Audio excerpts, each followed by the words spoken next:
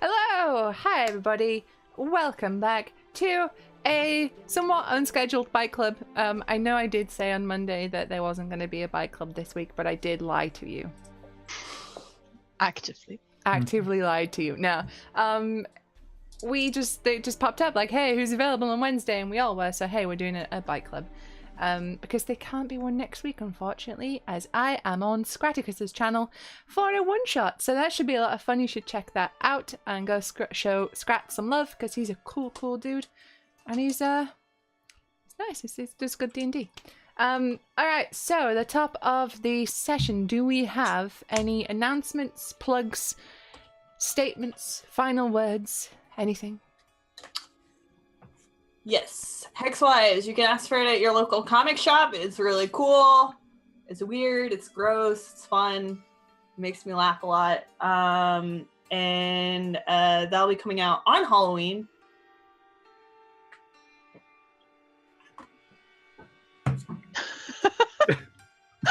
That was a really abrupt ending. It was. It's just like, Is okay? That's the end.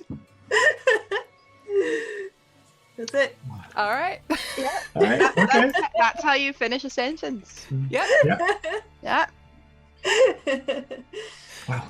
All right. So go get Hexwives. It's should My be- poll list already. Couple of Thank you. confused people at the Forbidden Planet going, I have never heard of that because I have inside information. Anyway, yeah, my usual thing is the D&D game in Edinburgh's Blair Street Vaults with Mercator's 18th century haunted place every last Friday of the month.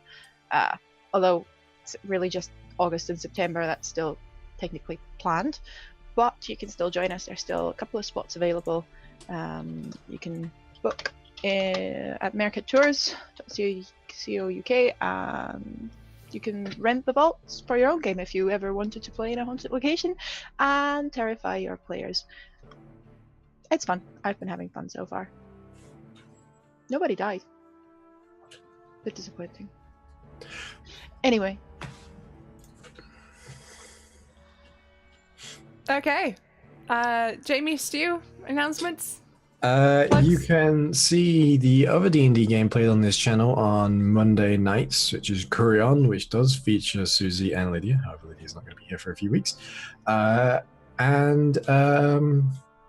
that's every Monday night, same time as this starts, although. there's also Jamie. Wow. Fuck Jamie then, I guess.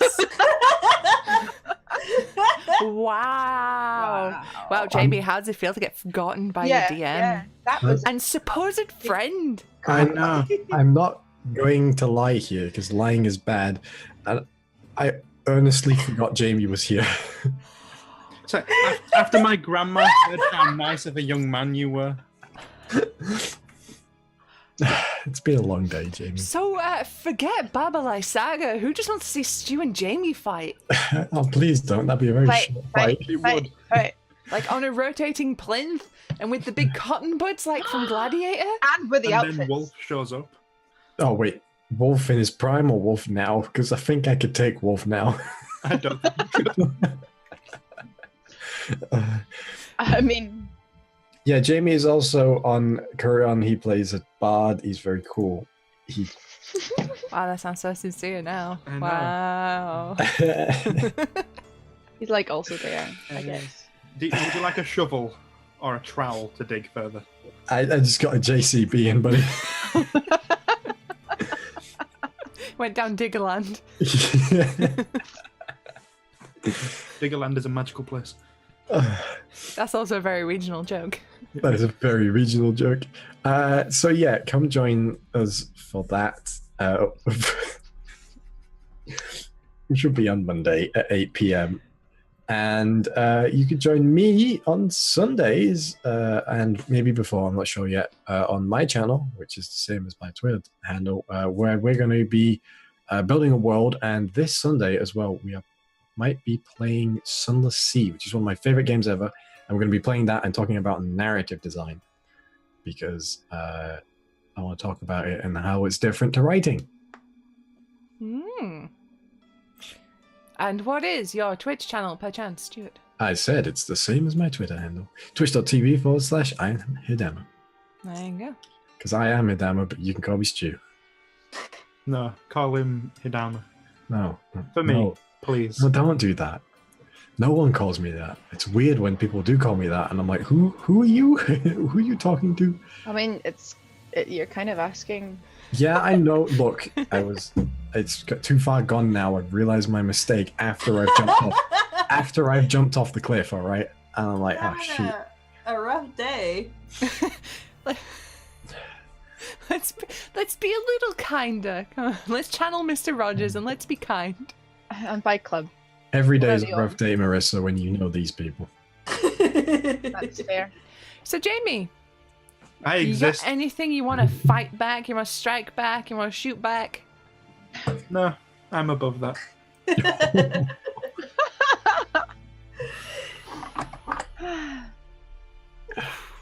We're gonna working together like so great. Like, It's just such a cohesive, loving family that we have here together. It's just, Team Bike Club's the best. it's beautiful. I think we are. So this vampire problem, yeah. Yeah. So this game that we're here to play. Hmm. Last week, you guys were not last week. Last session. It has been some time. Yeah. You. Oh my God! What did you do? We pissed off Strahd some more. Did we? Ah, I got a girlfriend. Oh, that's it. That's it. I remember now. Okay, that's all we need to do with the recap for last session. Oh God, yes. The land of denial was a. We collectively just blocked that from our memories. Oof. So, last session, the party were in the main hall of the Blue Water Inn when in through the door walked Strahd von Zarovich in the disguise of Vasily von Holtz. And he spoke to Danica Martikov, the tavern owner, who said he required a room for the night for himself and his lady companion. Meryl immediately got the heart eyes for the lady companion and resolved to make her move that evening. After a couple of beers were put on the table and there was some spider-based espionage from Rahal, Meryl put the moves on the lady, who turned out to be Lady Jacqueline Montari. Meryl put the moves on her and very successfully won herself a nightcap with the good lady. Volgus had barricaded himself in the cellar with Irina, and thankfully could not be a witness to any of the night's events. So, during the night, Meryl made her way upstairs to Lady Montari's room, and Rahal was literally a fly on the wall as she watched the evening unfold. Mistakes were made. Many times with her fly eyes. Regrets were had. After some very tasteful pans to the fireplace, the night passed. Meryl had a very pleasant evening, and after a second breakfast, as it were, she made her way back to the party. Hey, I'm keeping it PG. Made her way back to the party, and she set out to head towards. I think that's the fastest we've killed Stuart. See, it's usually me that's broken by this point of the day. So, the party got their gear together, got the cart together, and made their way south towards the swamp, where Volgus was awaiting his confrontation with Baba Lysaga, the hag of the swamps. You made your way there, and as you approached the town of Bearers, which had now been reclaimed by the swamp, you saw a mysterious figure standing amongst a circle of stones. You recognize the circle of stones as to be of a similar kind to the ones you saw outside Old Bone Grinder, the windmill where the hags had lived. The figure within was a friend of the Martikovs, and she was there, or she told you she was there, to provide intel for the Martikovs so that they could keep an eye on what Baba Lysaga was doing in the swamps and if an attack was coming. She said she could not help you in the fight, but she did give you some information about Baba Lysaga. She advised you to get her away from her house as soon as possible. And she warned you that she was very dangerous. You thanked her and headed towards the center of town, where you found what appeared to be a large tree stump with a rickety house built atop, with cages stuffed with ravens hanging from the rafters. That's the word. Within the house, you could hear a humming, a singing, and you saw the hunched-over figure of Baba Lysaga. Vulgus strode towards the house and called her out, and she went and met him. And that's where we ended. So, as the session picks up, Vulgus, you are stood face to face with Baba Lysaga. You see that her wretched, wrinkled features are smiling down at you. Down at me? Well, smiling at you even, sorry, not down at you. I forget Vulgus is very tall. All of my characters are very tall. It's a Napoleon complex sort of thing.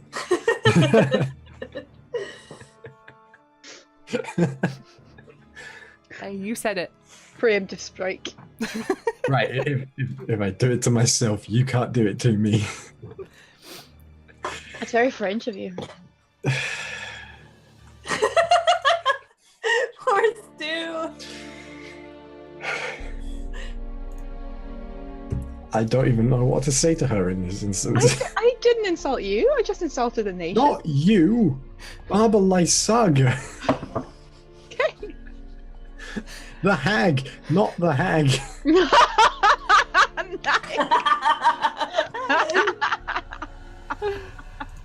Oh. There's going to be a TPK tonight, but it's not going to be my doing. So she smiles at you, Vulgus.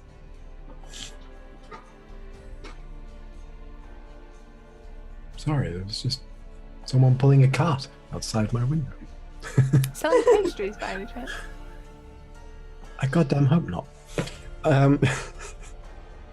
Okay, I don't know what to say in this situation. I'm speechless. I just glare at her, yeah. She looks at you and says, well then.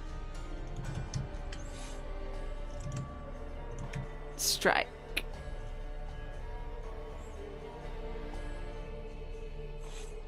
I'm just gonna walk away. Alright. You turn your back on her and walk. What are the rest of you doing as you see this? Are those crows down yet? No, they're in the cage. Remember, you tried to pop the lock, but you were rebuffed by a magical barrier.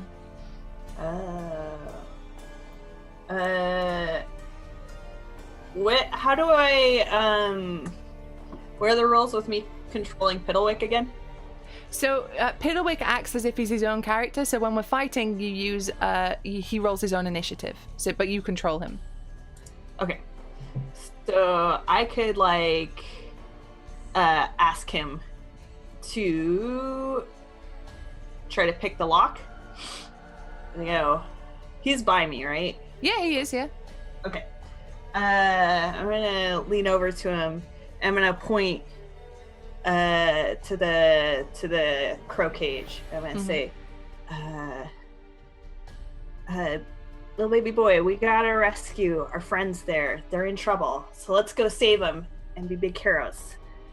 And I'm gonna see if we can get him to walk over there. Or if he's rebuffed by the magical barrier also. Okay, so he looks up at you and he sort of nods affirmatively and makes his little way over, striding over heroically. And he attempts to reach down and help with the cage, but again, his hands are knocked back. But he doesn't stop, he keeps going in and boom, boom, boom, boom, boom.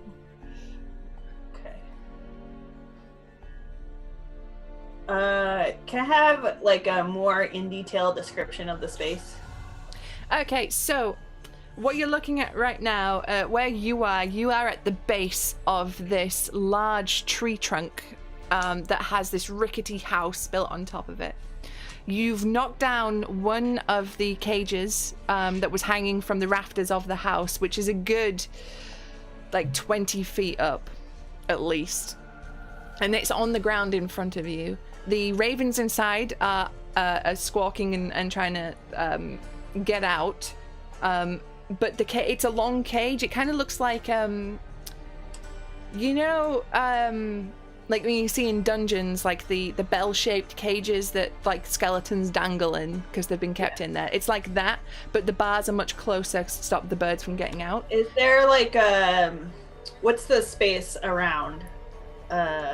Like, is there a backside to the house? There is not, no. But it's perched on top of this tree stump, so there's like a skull, like that's the step, and it's a big skull. Which is about 5 feet wide and almost 7 feet long. It's a big, like monstrous skull that acts as the step up to this house, and there's nothing around the back. Is there houses? Because we're in a city center, right? Yeah, it's all basically fallen to ruin. So there's like half houses and there's walls that still stand, but nothing that's like a full house. Is there any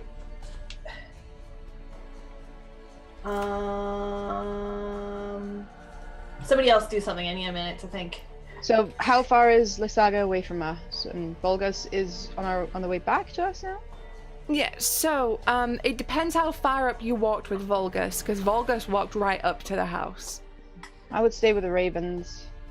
The ravens are next to the house, so you'll have walked right up to it. So at this point, Baba Lysaga has walked past you because she came out to meet Volgus. So you are next to the house, next to the tree stump, if you came to the ravens. Completely ignoring us. She's ignoring you, yeah. Volgus. Mm-hmm. And the ravens seem panicking and want out of the cage. Yes. I dispel magic on whatever is holding Fiddlewick back from opening the cage. Okay, so you cast Dispel Magic. And this time Piddlewick moves in and he makes contact with the cage. And he's trying to open it. If you could just roll a dexterity check, please, for Piddlewick. See if you can manage to fiddle with the lock. Yes. Because there's no, like, padlock or anything on the outside. Should have taken out my dice before. 20. But not a natural. Dang, okay. So you watch as Piddlewick takes a second. Once he makes contact with the cage, he kind of puts up his little fist in celebration before he dives back in, and he fiddles around and pops the lock. And the door swings open, and a couple of ravens just shoot out of it. And they are just, like, making their way out, but most of them immediately just set off flying instantly. There's one, however, that doesn't. It flies up to the roof of the house and sits there. Yes. Good. I'm gonna motion for him to run back to me and give him a hug. Okay, he does, and his little arms come around you and hug you. Oh, such a good boy.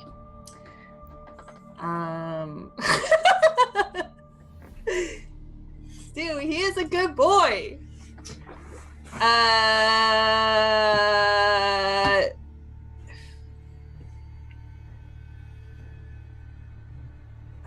Man, I'm gonna never mind. Somebody else do something. Yeah, I'd have been about 30 feet down the path, just keeping an eye on things from a bit more of a distance. So would that put me further away from the hag than Volgus? I'm assuming at that range. I'm just kind of keeping an eye on and making sure she doesn't do anything while Volgus has his back turned to her.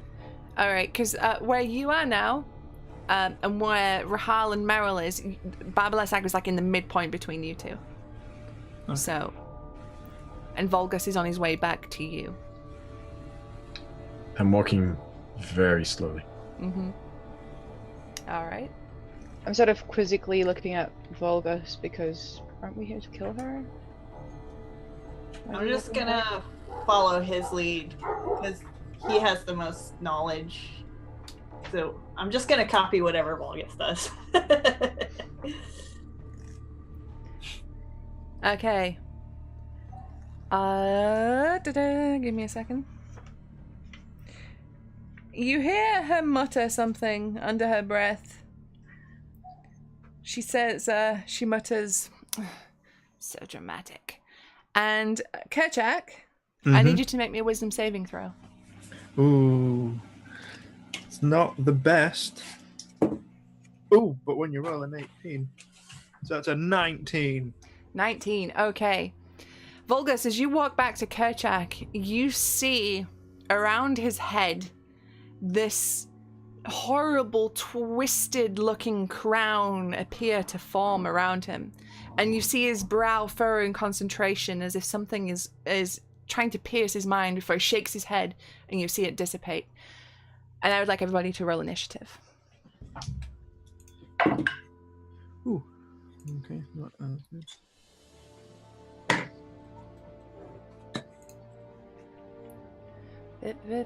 One second. I've got too much stuff and not a big enough desk.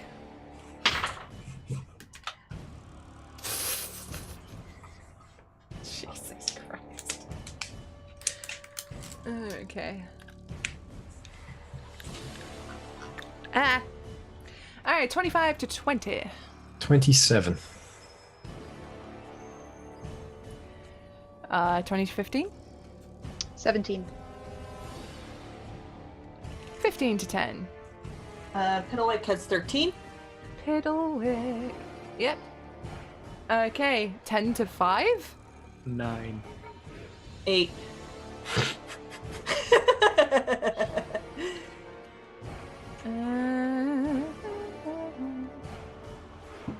Alright, Vulgus, you've just watched as this woman has cast a spell on your friend, your traveling companion.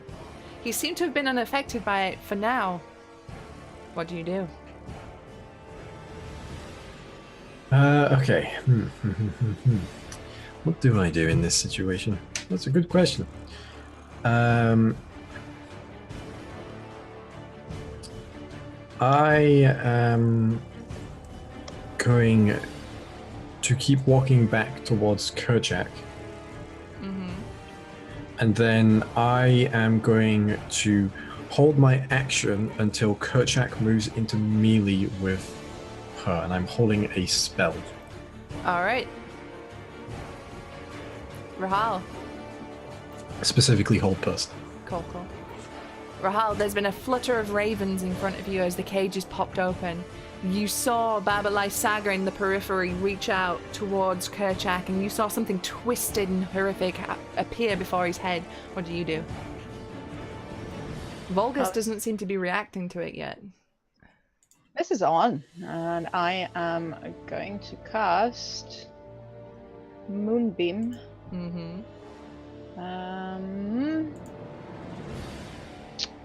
Third level on her. Trying to have her. Oh, hold on. Is that an action to move it? It's a bonus, I believe. Yeah. Just to make sure Kerchak, when he gets into. Make Moonbeam. Do Moonbeam. And it's going to be a dex save for her. Okay. I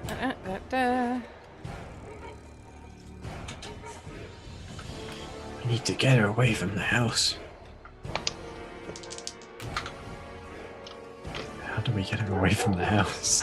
It's a dex save, did you say? Yeah. That's a 19. That makes it, unfortunately. But she Jim. still takes half. Just pick her up and walk away. 17. 17. Reduced Nice. to. What is it? Rounded up or rounded down? I never remember. Let's go up. No. Yeah, up. Let's go up. I don't know, actually. We What is change it every time. Like, I need to write this down somewhere. Like, get it tattooed on my stupid forehead. So reduced to 8 or 9? It was 17? Yeah. Oh, maths is hard. Yeah. Let's go 9. Round up. Fuck it. Why not? Okay, 9 radiant damage, and if she's in a shape changers. I don't know if that applies to a hag. No. Oh, sorry, it's a con save, not a dex. A con save. Oh, well, I mean, she, like... It was a 19 on the dice. Okay, never mind. It's a 16 spell save. Did you say something about shape changing? Yeah, It's shape changer. It's disadvantage on save, I believe. makes it, yeah. But I don't know if that applies to hags or if that's just... She werewolf. does have the shape changer thing on her stats. It's a creature type, so Then like, it's disadvantage, and she reverts. If she fails, she reverts instantly to her original form. Well...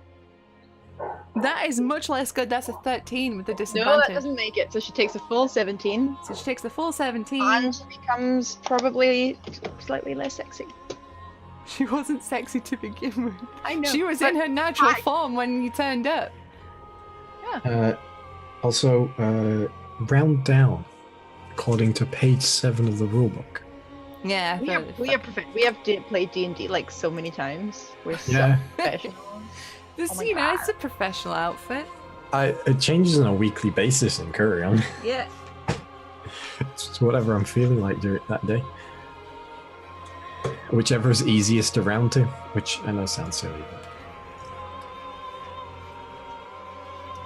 All right. So you summon forth this beam of moonlight energy that just like lashes down upon her, and you see her recoil.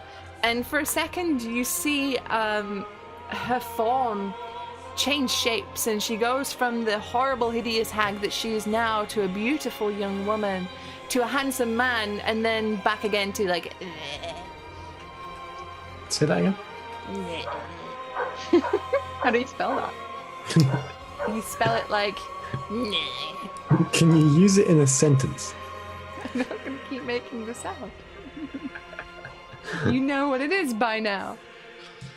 I don't. Well, maybe next time.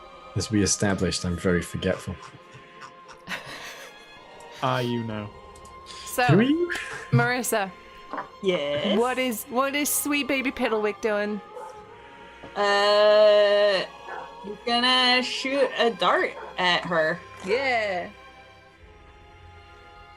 Do it.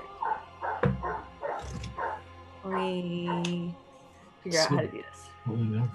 The dart gets. Well, I'll just do that. Let's see if that works. There. Whoops. Guys, I'm really good at this. I always know what I'm doing. Okay.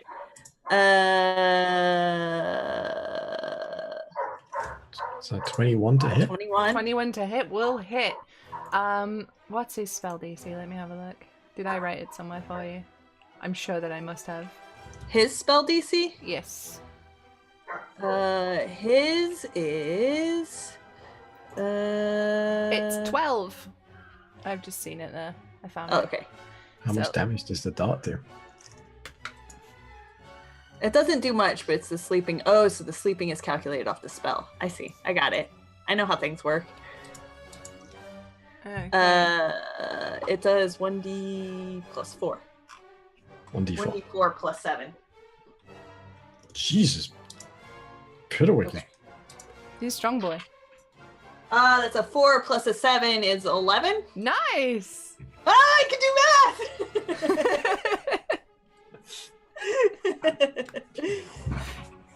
Okay, so, Meryl, you point towards Baba Lysaga and you look down at your baby boy. He looks at you, he goes, uh-huh, and then opens his mouth, and you watch as his jaw extends and drops down very mechanically and suddenly. And from the depths of his throat, a tube appears and a dart flies out of the gaping maw that was once his mouth and flies into the neck of Baba Lysaga. And you watch her go, and she pulls it out and throws it to the ground. Uh-oh. Piddlewick is Cobra Commander. Kerchak. Wait, did she make the save? Yeah, it seems like she made the save. She made the save. Bonus rage, run up, and attempt a grapple. Oh, shit. Okay. But as he gets into melee, my spell goes off. It does. Okay, so we will do the held action first. Yeah. So it is, what's hold person? It's wisdom, right? Wisdom saving throw, my DC is a bunch. 16. Yeah, excess is 17. Yeah. Okay. So unfortunately, you watch as she tenses for a moment before she loosens back up. Kerchak, you coming in for that grapple? Yeah, boy. It's athletics, not just strength, isn't it? Yes. Yeah. In that case.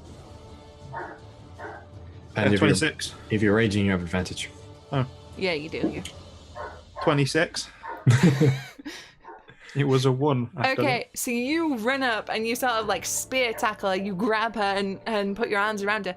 You feel a surprising amount of resistance. This looks like a frail old lady, but fucking hell, she's strong. But you manage to like secure a lock and you've got her. Is it like Master Roshi? She's fucking Let's ripped. hope not. Honest to God, her strength score is scary, man. It's like barbarian-esque. Barbarian-esque. She's strong. So But it sounds like Piddlewick's still the strongest person in the party. you got her grappled. You have another attack. Does that The grapple isn't is an attack action. Right, okay, then It replaces an attack. yeah, I'll attack. How would I be able to attack from this particular? You got knees, you got feet, you got a head. And any one-handed weapons as well. Okay, yeah. Ezek's battle axe, because you can do that one-handed. It's gonna be an 18 to hit on that. That hits. It's one-handed, so it's D8. 12 points of damage. 12 points of damage, okay. Maths is hard. Got it. Meryl, you watch as you're so proud. So would I have been in the moonbeam as well? Yeah, you would have entered it. Cool. To grab her. So you need to make a con save. One day we'll get that save right. An unnatural 20. That's fine. 17 reduced to... Let's go 9, because we did 9 last time. And then halved again. We didn't even do 9 because he took the full. I know, but we had agreed 9 before we were like, oh wait, she's a shape changer. Okay, so did we say we're rounding up or down? But 'Cause I'm halving. you're totem, aren't you? Yeah. Yeah. So So it would be down. It'd be 5 5. Cool. if we're rounding up. Right, Double we're edged. right. I'm writing rounding up on the top of my page, so we double don't edged forget sword is that. rounding up. I've put it in a big box. Look, there we go. All right. I've only been DMing for like years. It's been 10 years. So, Meryl, newly renewed from the success of your tiny metal son shooting this old lady in the neck, you watch as Kerchak comes up and tackles the old lady, grabs her, and then hits her with an axe. What are you doing? I whistle for Chester, and I Okay. give Chester my water skin of Evelus water, Right? and have him dump it on the old witch. Okay. So, you whistle for Chester, you wait a second, and you hold up this flask. You watch as a vulture comes in with massive wings open, grabs the flask, flies over the top of Kerchak, and the old lady dumps out a bunch of water on them. Kerchak, you suddenly feel very wet. Everything's getting kind of slippery up in here. I don't know, she might be hydrophobic. I mean, she is a witch, so that's worked in the 17th century, right? So here's the thing. This isn't the Wizard of Oz. It's She not. doesn't dislike But- water. But the yellow brick road. Pay And no then- attention to the vampire behind the curtain. And the Evelus water isn't magic. It's It was just water.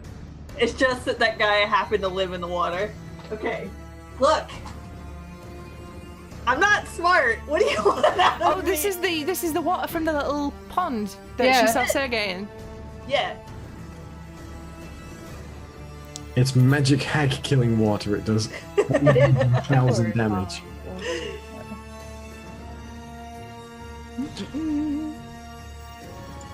Cool. It does nothing. Oh, man, I'm gonna make something that does like 1d 1,000 damage. End up just rolling a 1. Is there anything else you want to do in your turn, Meryl?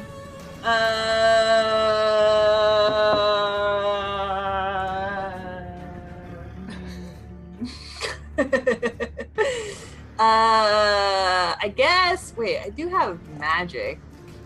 Wait, you have magic? She's a ranger. Oh yeah. I'm gonna. I don't think Meryl's actually ever cast magic. No, I want this to be like a surprise to everyone. You mean you got that? Everything you do is constantly a surprise to everyone. I'm gonna cast Spike Growth. Ooh, okay. Sorry, did you just say spike growth or spiked growth? Both. Okay, it's Spike Growth. I'm gonna hit the witch with Spike Growth. Okay, so just run me through what that does and what I need to do. Alright. Let me get my thingy. I should have opened up my book before. Oh my god, Marissa. What? Shameful. I know, I'm a mess today. I mean, at least you didn't forget that one of the players was sat like next to you. Shut up. I Spike growth. concentration. Whoa, concentration. Oh boy. The ground in a 20-foot radius, centered on a point within range, twists and sprouts hard spikes and thorns, and becomes difficult terrain for the duration. When a creature moves into or within the area, it takes 2d4 piercing damage every 5 feet it travels. Oh, dang. The transformation of the ground is camouflaged to look natural. Any creature that can't see the area at the time the spell is cast must make a wisdom saving throw against your spell save DC to recognize the terrain as hazardous. Okay, so Kerchak, you need to make this save too. Oh, What kind of save was it again? wisdom. Wisdom. No, that. To recognize that the ground that he's now stood on is full of spikes, yes. If you can't see the area at the time the spell is cast. So if you are hiding behind Oh, a right, tree, okay. yeah. It's Okay. just if you move in that area, you take the damage. You just Okay, have. cool. Oh, this wasn't a good idea. Oh well. That's Lay fine. down. Kerchak can take it. Yeah, check and take it. He's going to drag her through that area soon. But what? Yeah. Oh. Yeah, I guess I'll just. Just drag her around in this circle. Although, who has more hit points? Yeah, Kerchak that- or a hag? How many hit points does Kerchak have? At the minute, 89. Doubled because you're a bear totem barbarian, so that's let's say 180 hit points. That'll be fine. Just get her away from the house. Oh no, and because I'm a half orc, I get that one extra. Oh, Oh, yeah, true, that yeah, one yeah. bounce back from death. Yeah. Boing. Okay, so let me just see.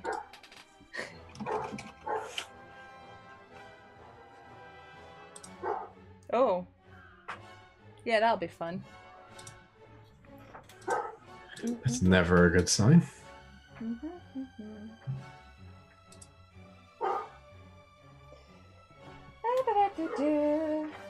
I need to get me some spell cards.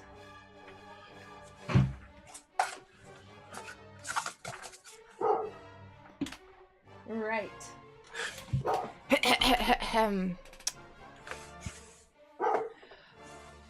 Meryl and Rahal, you watch as a bony hand flies out sideways towards you, and I need you to make a dexterity saving throw, please.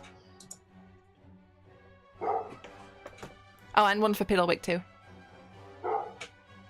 Not Piddlewick. 17. Okay. What kind was it? Dexterity? Dexterity, yeah. 16 for me.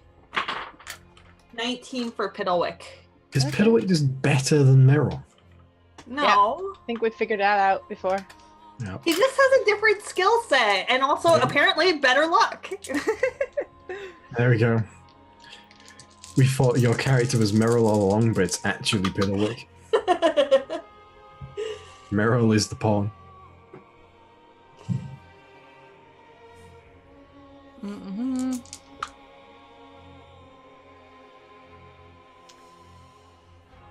Okay, so what were the saves? 17. 17. You make the save. 16 and 19. 16 fails, 19 succeeds. So it's 17. So 27 points for Meryl, points of fire damage, Whoa! and that is Half for me? yes, Okay. Which is 14. We'll go with. half of 26 is 13, so you're 14. Yeah. You did it. I did maths. Well done. It only took us collectively a good 10 seconds. So you watch as this bony hand flicks out to the side, and a glowing, fiery sphere erupts in your faces. You've seen this effect before. This is one of Augus's favorite spells. Yay! This is Wow. the fuck everything button. Oh, it's a good sign if she's already going to the fuck everything button. Although maybe Right? maybe she's just a maniac. It's hard Maybe to she has more of them? Maybe. Maybe this spooky witch that lives in the woods is a high-level spellcaster. Yeah, well, everyone and their mother is a high-level spellcaster in D&D, Susie, so what's new? What is my necklace doing? Oh, you know what? I'm not smart, you guys. I mean, we I know that. miscalculated. Wow. Wow. Oh, Marissa's dead. We've lost her. She's gone. I also had 19. Oh no! I'm so bad at math! How are we allowed on a Twitch channel with just that level of bullshittery and just incompetence all around? No. I can still take the hit points because I'm so bad at math. It'll be my punishment. I'll let you take the 14 instead. However, Get better at math? By the way, with the moonbeam, are we, because it says, and that's constantly been a weird thing, when a creature enters the spell area for the first time on a turn or starts its Yes, turn there, you would she have are- taken the damage on the start of her turn as well? yes, she would have. So let me just make the You'll need save. to do another con save at disadvantage. Yeah, Oh, and that disadvantage is gnarly. uh, That's weird, Liam. con save. That is a 16. Yeah, matches, so she passes, I think. Yep. And she takes, you'll love this number because it's even, 20 reduced to 10. Oh, thank fuck. So welcome. 27.25. Okay, and you watch as the hand that had cast the magic spell reaches back towards her house. You hear her mutter something in a language unintelligible to you, and you hear Also, we both need to make concentration spells, I think, because yes, you both took damage, so concentration, please. I make it. Is that so- the house waking up? It might be the house waking up. Maybe that's I need you to make constitution saving throws, please. I made it. I mean, I can tell you it's 14, but it's no more than 10, so. Or 6. what was 6. So the thorns that you had cast upon the ground wither away, and the ground beneath them is flat once more. Unfortunately, being blasted by the big fiery ball broke your concentration on keeping that spell up. her hand a concentration thing? No, that hand was her hand. She put her hand out and cast a fireball. It wasn't the spell wasn't anything to do with I it. thought. Wait, didn't you say her hand moves into the house? What? No, it moved behind her to where her house was. Oh. Gotcha. So she's just gone bam, bam. And the house is, you hear creaking and cracking of wood to your right. Cool. Volgus. Okay, I am going to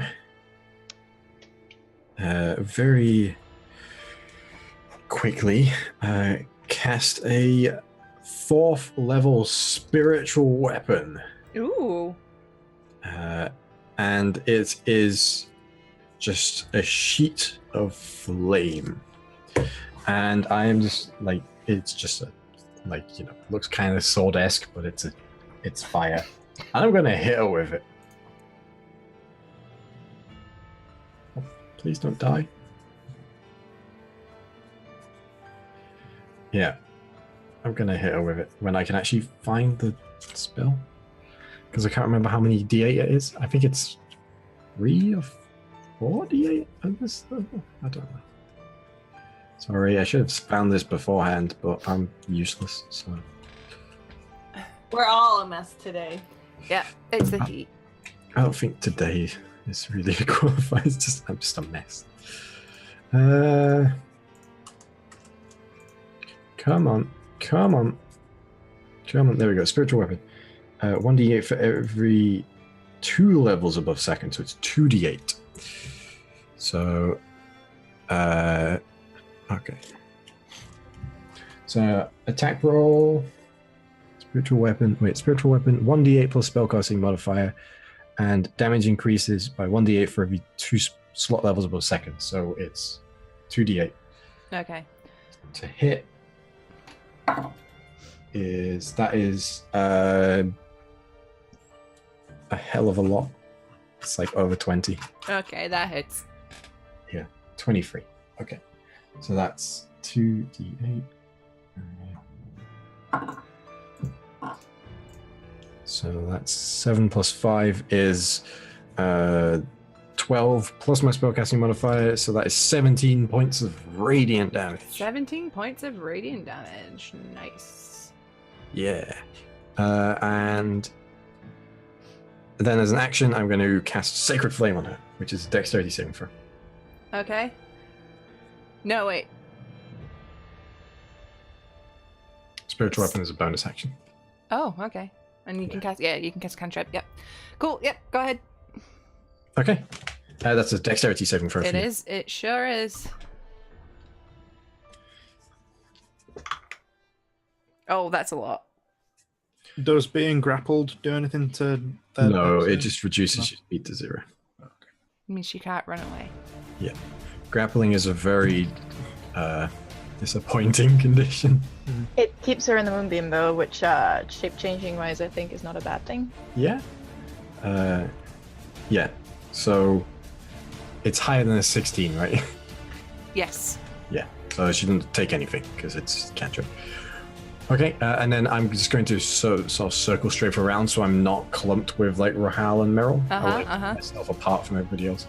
But I want to keep the house in my sight, and I want to give Kerchak a clear path to move her as far away from the house as possible. Gotcha. Okay, so Rahal, you're up next. What is the house doing exactly? It's not doing anything right now that you can tell. You can hear creaking, and if you look at it for long enough, you maybe see that it's shuddering or moving. It seems to be breathing. I'm gonna... Okay, work with the ravens. I'm gonna dispel magic on that shit. Okay. No idea if that does anything, but it's worth a try before I go. Is dispel magic a concentration? No, it's not a No, concentration. it's not. Hello, puppies. Yeah, sorry for the dogs outside. Okay, so you wave your hand, you cast your incantation, and it appears to have no effect On the hut. on the hut. Okay. Oh my god. Sorry. They're going wild out there. Yeah. Is there anything else you want to do? Move? Going to turn into a saber-toothed tiger and again move away so we're not clustered up. Okay. So you're moving away from the house. Yeah. Okay. Smart. I just want to yell out. Like, just don't set the house on fire. Coming from Vulgus. I'm gonna say you're the pyro. You're the That's... one. Ooh. That's big coming from Vulgus. Maybe stuff in there. And if there's one thing Vulgus likes more than fire, it's stuff. Alright. Piddlewick. How many more cages of birds are there? Oh, there are like 3 or 4 more up there. Okay. I'm gonna have him shoot a sleeping dart at her again. Okay.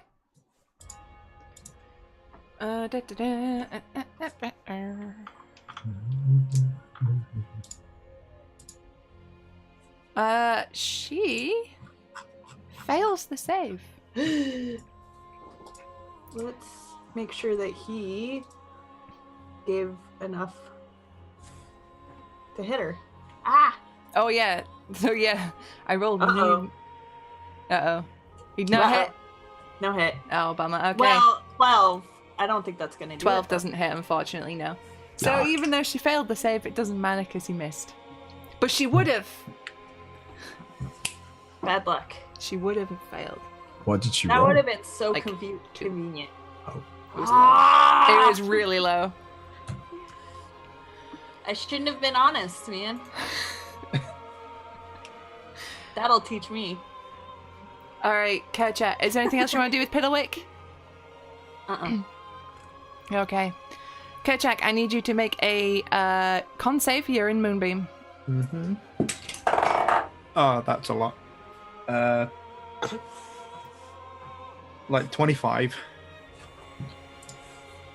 So that's 17 reduced to 9 again. reduced down to 5 because you're bare and you're raging. And you're barely taking any damage at all. If I'm grappling someone, I can move half of my movement, right? Yes. Okay, I'd like to move that half of my movement away. Mm-hmm. So roughly how far away from the hut are we after that 20 feet? Okay, give me a second. Oh, shoot, you could have moved 5 feet last time. Hmm. You were 30 feet away. Oh, well. So you're right up at the front, like before the step, and you moved how far away? 20. 20. So you're like, you are 30 feet away now from the base of this house. Because the big step is fucking big. Right. It's not as far as I'd like. So I'll attack her twice, but still try and maintain the grapple. Okie doke. That's gonna be 15 on the first one to hit. 15 hits. Nice.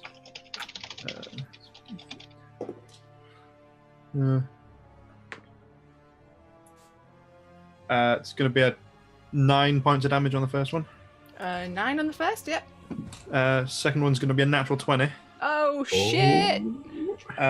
So that's going to be Savage Attacker, which adds another D8 on top. Oh, of it. God.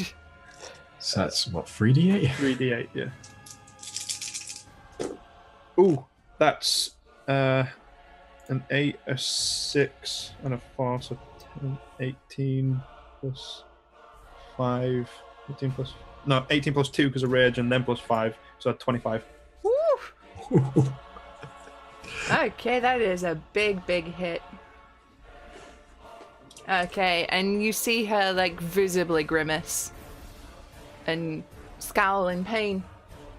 Meryl. What are you doing? I am gonna shoot some arrows. Yeah, get her. Meryl what's attacked. what is our crow friend sitting on top of the house doing? He's just sat watching. But it seems to be injured. The feathers are all off at a weird angle on one of its like wings. It doesn't look like it's capable of long flight. It looks, and its feathers are all jacked up. It doesn't look good. I'm gonna have Chester grab that crow Mm-hmm.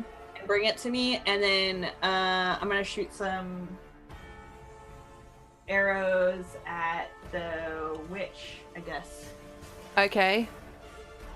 So yeah, I totally forgot all this. During all of this, Chester has been above Kerchak, and Baba Lysaga just pouring water on top of them. But he drops the container and swoops around, grabs the raven, and the raven sort of caws back and it doesn't seem to enjoy this and is ruffled. And as he comes closer, you can see like part of its beak is broken.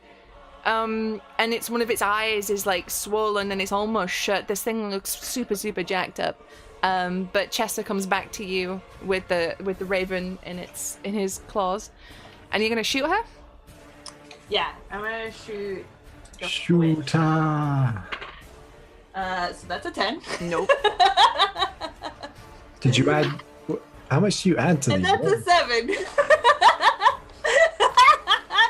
Wait, are you adding proficiency and dexterity to these? Do you, Oh my god! do you have the archery fighting style as well? I rolled a 2.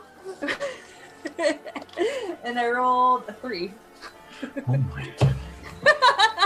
Okay. I like how everyone is physically recoiling from Marissa's brawls. Can we do a GoFundMe to get Marissa like non-cursed dice? I need new dice. Oh, just a stat above like 12? Hey, my dex is 14 and my strength is 14. Great, so you're about as dexterous as a goblin. Yeah. I have one rotted off arm. What do you want? Oh. Wait, you have a rotted off arm? Yeah. Yeah. She's got like a shriveled, very poorly looking arm. When did that happen? It's been way there before you forever. guys met me. Has it? I Yeah. have no idea. Meryl is a very beautiful, very gnarled lady. Alright, okay, is there anything else you want to do? That's gnarly. Do you want to move away from this house? How far away am I from the house? You're like right next to it, Oh yeah, I wanna because you move were away. looking at the ravens in the cages. Oh yeah. Let me go back. As far as my bow will let me go. Please. But you can only move like 30 feet, right?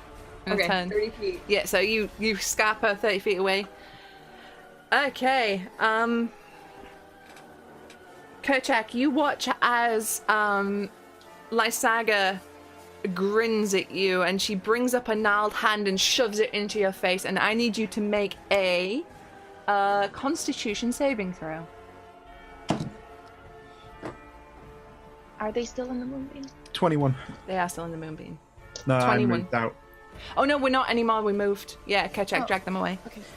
So 21 makes the save, you fucker. But give me a second, because this is a lot. I'm a healthy boy, okay? Healthy boy. This is, I don't know what this is. Feels weird not knowing what the monster's spells are because I'm not the DM.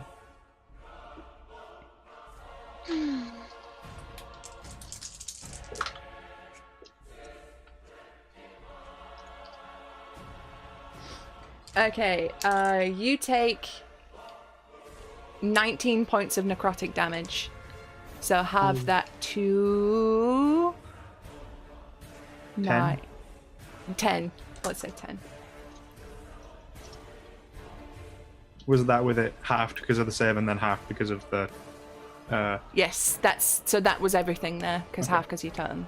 Wait, that was like what, 38 points of necrotic damage? Mm-hmm. That blight? It was. Oh, it's bad that I can figure out what spell it is by the average damage it does, isn't it? Okay. Oh no. So at this point, you hear louder snapping and cracking, and now you can see that the roots below the house are coming awake, and they are clawing their way in the dirt. It has not yet made any movements towards any of you. It's not lashing out just yet, but it is definitely active now. The thing is lurching. It's winding up for something, but it's not quite there yet. Volgus. Okay, well, first up, the spiritual weapon is going to fly 20 feet, which is its maximum movement, and stab her in the back. Okay. That is a 18 to hit. 18 hits.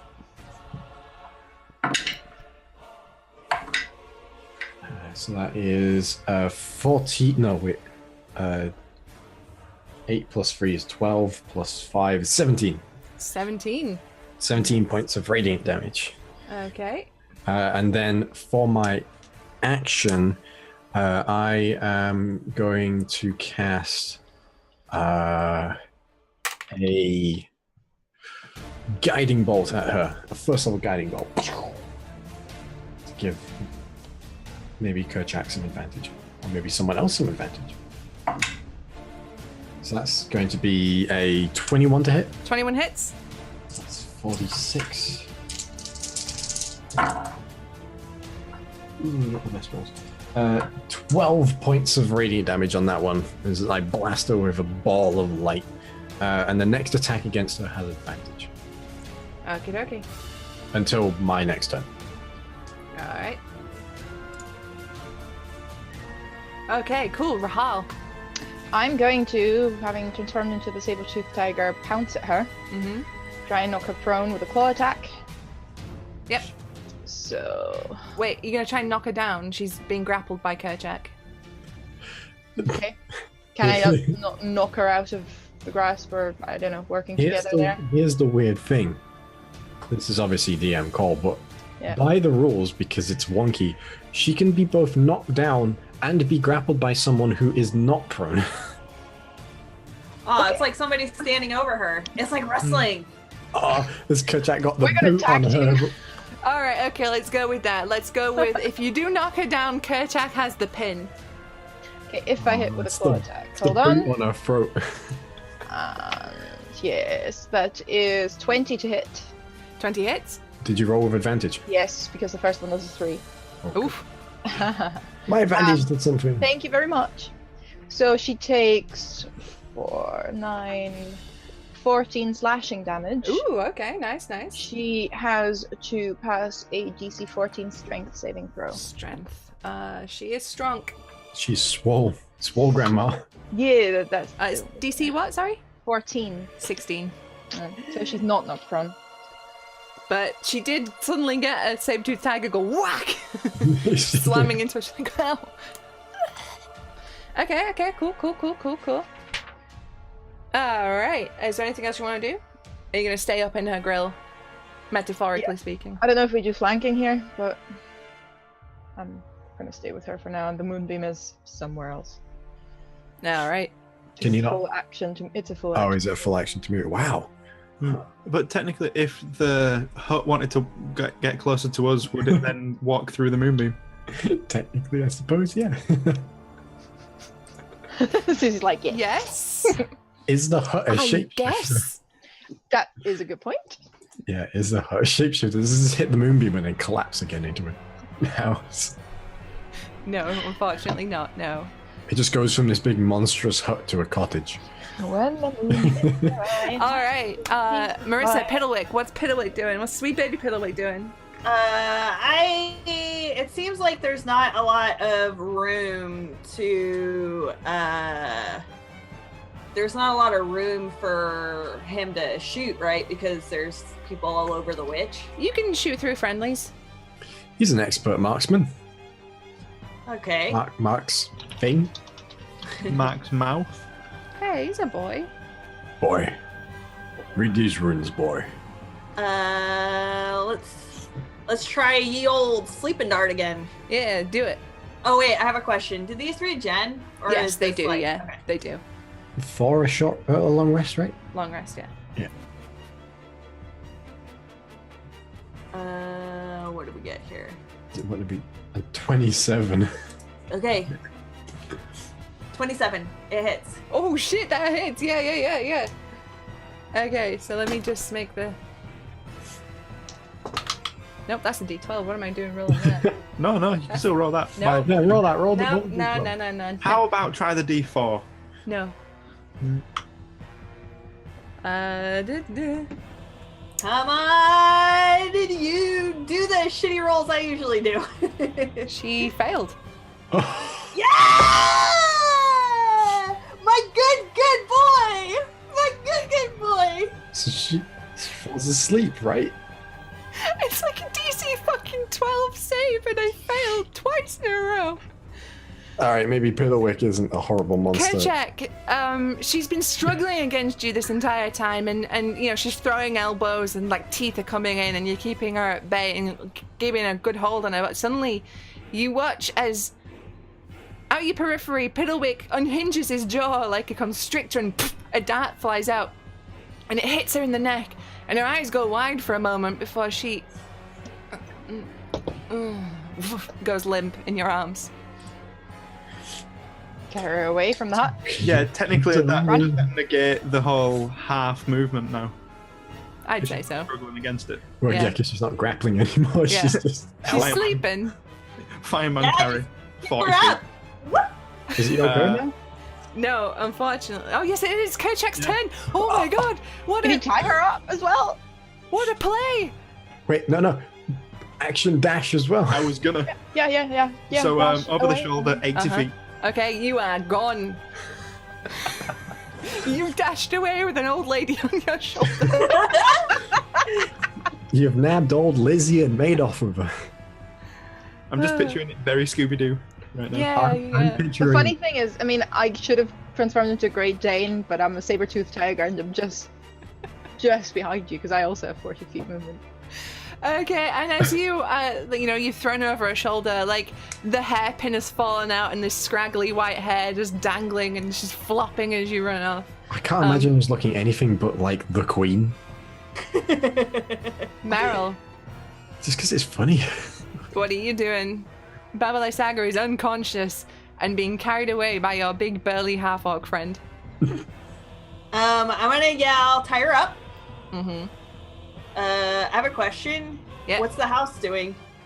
The house is still creaking and moving. Fuck, man. I want to save those ravens. The ravens are saved. They're gone. It's just No, a- there's still 3. There's more 3 cages. Oh. She's been collecting these things for quite some time.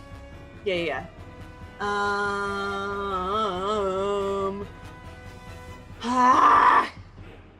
I'm gonna let them run away, and then I am going to see what I have that can possibly. Okay. I have the scythe. I have the sword. I have the arrows. Brrr. I'm just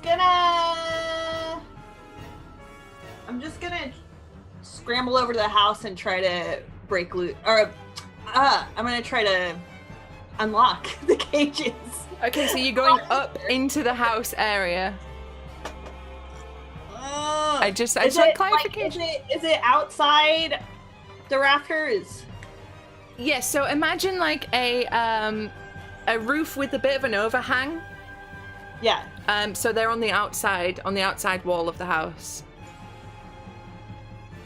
No, because I don't want to go up to the. I don't want to go like where the house can get me. I'm gonna. Never mind. I'll Just examining that phrase for a second. where the house can get me. Where the house can get me. The house is gonna get me. Hey, house always wins. It's true. that's- House always wins. I'm 12 and this is deep. Okay, I'm gonna try shooting those with arrows again. Okay. I got 21 Yeah, okay, yeah. and 21. Okay, so one of the cages is being held on with a frayed old rope, and you just straight through, that cage drops to the ground. The second cage, you hit again, and it glances and it's dangling, it's very loose, it's on its way to dropping. We can just say you use the rest of your turn to knock it down if you like. Ah, sure.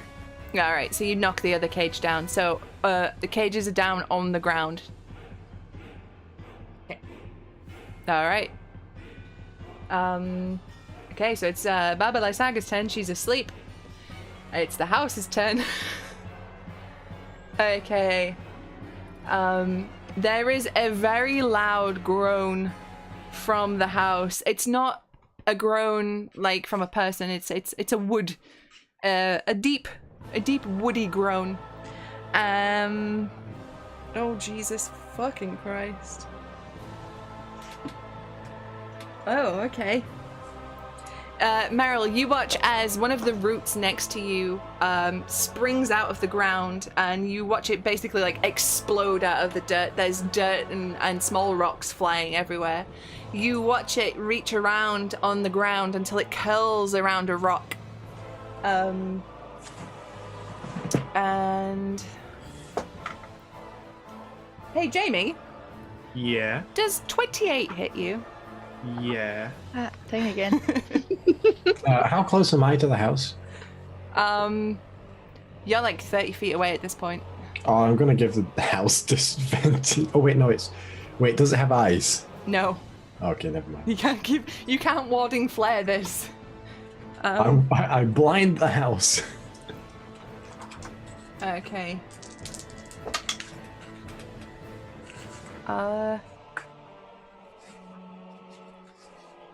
It is hurl a rock at Kerchak from like 100 odd feet away.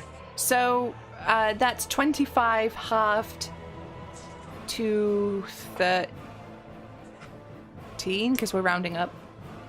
Okay. So you take 13, but half that again. So that would be 6. 7. Wait, why double half? Because Oh no. Oh, he didn't pass. Yeah. So no, it's 13. 13. Sorry, not halved again. So you take 13 damage. Okay. As a rock just out of nowhere hits you in the back of the head as you are running away with Baba Lysaga. Volgus.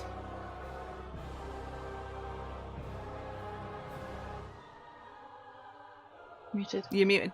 Yeah, I know. I hit the wrong button when I was muted, and it brought up a bunch of things. I just want to check something 1 second. I've been trying to find it, but sorry. I need to see. God damn it! Where is it in the book? I'm trying to find the status conditions to see what incapacity. It's 293, I think. 293. Because it is that lovely little thing where it says, Thank you. when you look up a condition, it says see conditions, and I'm Yeah, like, thank you. what is that? It would be so much easier to just tell you where it is. Yeah. There's no sleep condition though, just If you're asleep, you're incapacitated. okay. Is it incapacitated or unconscious? Oh, it's unconscious, Okay. I think. All right. I would like to hold my turn until after.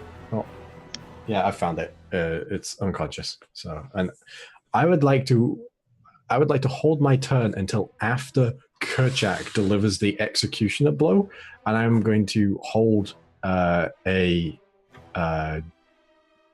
hold person. That's the one I'm going to Okay. again. Yeah, All right. Rahal. because I want that crit. I want that Kerchak crit. Okay. I mean, it's only attacks that are crits Only attacks from within 5 feet, from within 5 feet. but the first attack will wake her up. Yeah, any damage she takes wakes her up.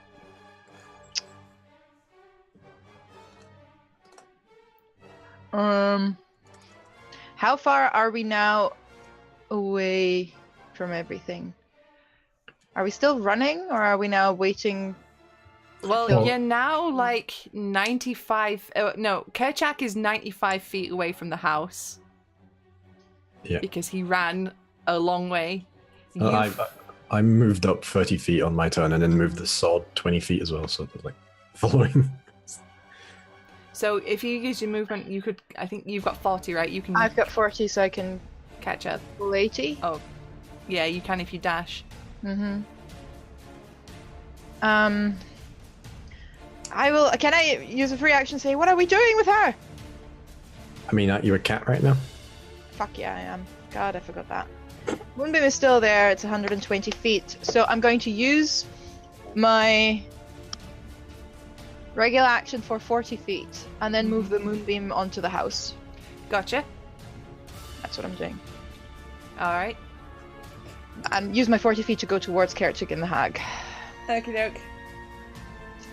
I can move the moonbeam 60 feet, so it's hitting it, I think. Yeah. You're hitting the house with the moonbeam. So now the house has to make a Constitution saving throw.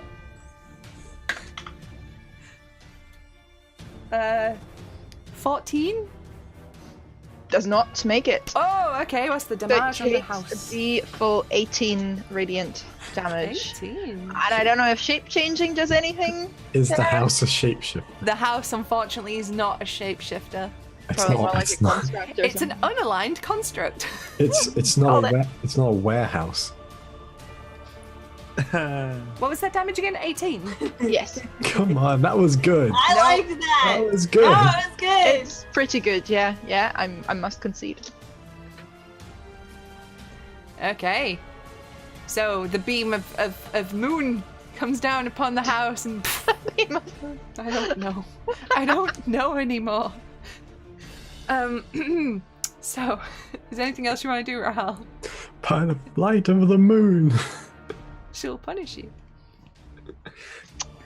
Yeah, with my paws, I'll do that. Thank No. you very much. Thank you. All right. What is Baby Piddlewick doing?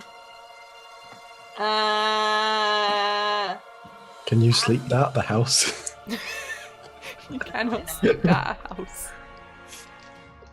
But I think he's gonna shoot some regular darts at the one remaining cage to get it down. Okay, yeah. So, whoops, no, that won't do it. Just. But we can set him to task on getting it down if you like. Yeah. Sure. All right. So that can be his turn. Getting that cage down. All right. Kerchak, you've got an old lady on your back. I would like to attempt to get my rope out and try to restrain her as best I can this round. All right. You can just do that. She's unconscious. She's not fighting you. Okay. She's sleeping. I'm assuming that would take up like the whole action. Yes, that'll be your Okay. action. She snores. In fact, no, I could carry her another 40 feet away You and then could. do it. You could. I'll do that then, All right. and then that'll be me. Okay. So you got to work tying her up. Meryl, you're watching as Piddlewick is shooting at these ravens to get them down out of the cage, and Kerchak is tying up the old lady. Your saber-toothed tiger-shaped friend is doing this, and Volgus is kind of standing there. I was casting a spell when the spell fizzles because Yeah. my No requirement spell. couldn't be met. So I just cast a spell and it does nothing. Good. I mean, the thing I wanted to tell them to do was tie up the witch. So, that's good. I gotta figure out how to get these crows away from the house. Oh, the house doesn't seem terribly dexterous, correct? No, it does not. Okay. One could say it's actually below average for dexterous as houses go. Good. Then I'm gonna give Chester my rope. Uh-huh. I'm gonna have Chester. Are we doing the Star Wars thing? Wait, are we doing Gulliver's Travels with a house? Well, I was focused on one task, but I don't think I have a 60-foot rope, but the house is bigger than 60 feet, right? Okay, yeah. Yeah, I think. I'm gonna have Chester go loop up the cages and bring me, and then I have the other end of the rope so I can pull the cages away from the house. Okay. You can do that. I'll let that happen. Just roll me a sleight of hand just to see how well you do it.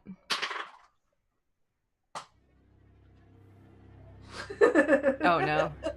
9? Oh wait, was I rolling for me or for Chester? Let's say Chester, because Chester probably has better stats.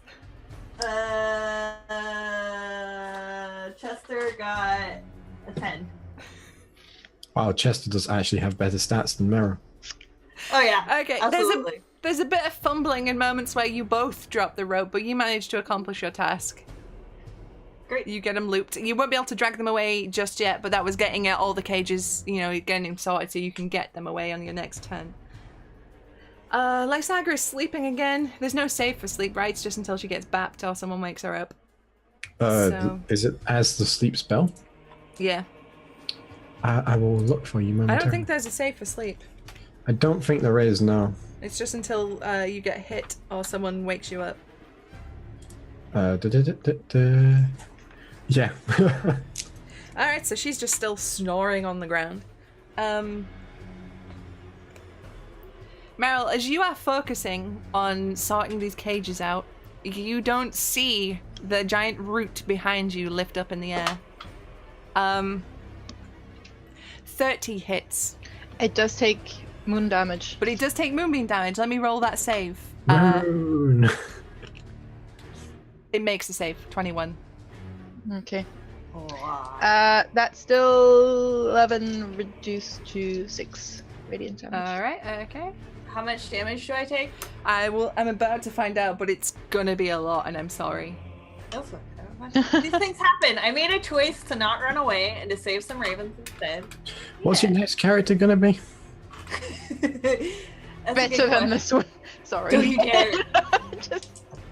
Whoa! You're all monsters. Whoa! I couldn't pass it up. I love Meryl. Oh. But, yeah. Yeah, apparently so does everybody else. Piddlewick will save me, so. We lose Meryl, we'll lose Piddlewick. 3. You take 31 points of bludgeoning damage. Please. Stay alive. Stay alive. There's Brittany Jones in the background. This creepy metal child. So the giant root lashes up in the air behind you and whack straight down upon your head with a mighty 31 bludgeoning damage. Oh. Volgus. Okay. I'm going to move closer to Baba Lysaga again. And move the sword closer. And then my turn. I'm gonna hold a freaking sacred flame until she wakes up. Okay. Rahal, what are you up to? How far am I away from the house at this point? About 100 feet. Yeah, getting there. We'll just say 100 just for the sake of simplicity. So I'll move 20 feet closer to Karchik, so I'm still within range, or just 10 feet. So I can still keep the moonbeam on the house, which I'm assuming is still trying to get closer to us. It hasn't moved yet. It hasn't moved. Okay. You did watch it hit the shit out of Meryl. Yeah, but moonbeam is in this form the best I got. And I'm going to ask Karchik, what are we doing with her? Are you just keeping her You're a cat. tied up? Fuck! Yeah. I can't. I keep forgetting that. So you go. Whizzing. Meow, meow, meow, meow, meow. Yeah, I'm meowing.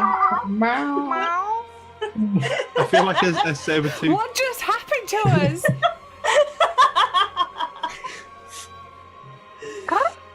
That was a good one. Yeah. Okay. I'm just staying there. I'm. Sitting there catching their tail. We're all just waiting for Kerchak to take her head off at this point. Can he do that? Is that a thing? I don't know because mean, a it isn't Really a neck thing, is it? really that resistant to an axe. If Kerchak had a Vorpal sword, that's what happened. Yeah, but there's no coup de grace in Hmm. 5e, is there? No, but it's an auto crit if they're unconscious. Yeah. So, which is the same as a coup de grace in a lot of ways. So. Go snicker snack. Right. Can Piddlewick. Never mind. Sorry, what were you gonna do, Lydia? No, like I couldn't sort of hold the action to bite at the same time as Kerchak to have a double crit. That's not a thing, right? No, it's one or the other. Yeah. I'll let Kerchak do the thing then.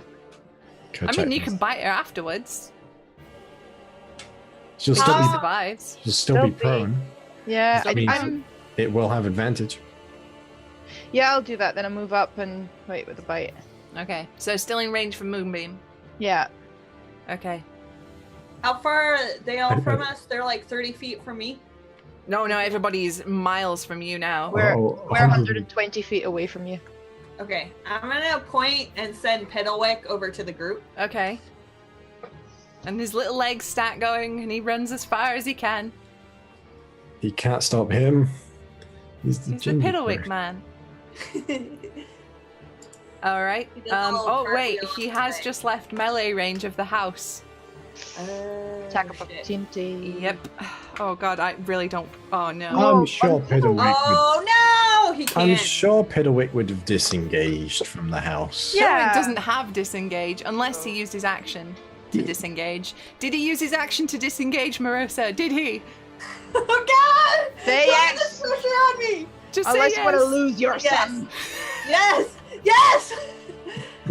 Say yes or your son dies. Oh, I've missed Fight Club. Brutal in here.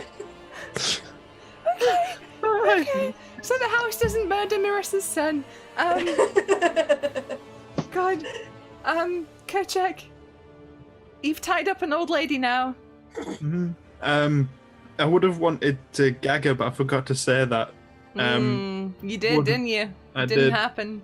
No, and if I were to gag her this time round, how much of my turn would that take? I would say you could do that as a bonus action, but you have lost your rage because you haven't taken or dealt damage in the last round.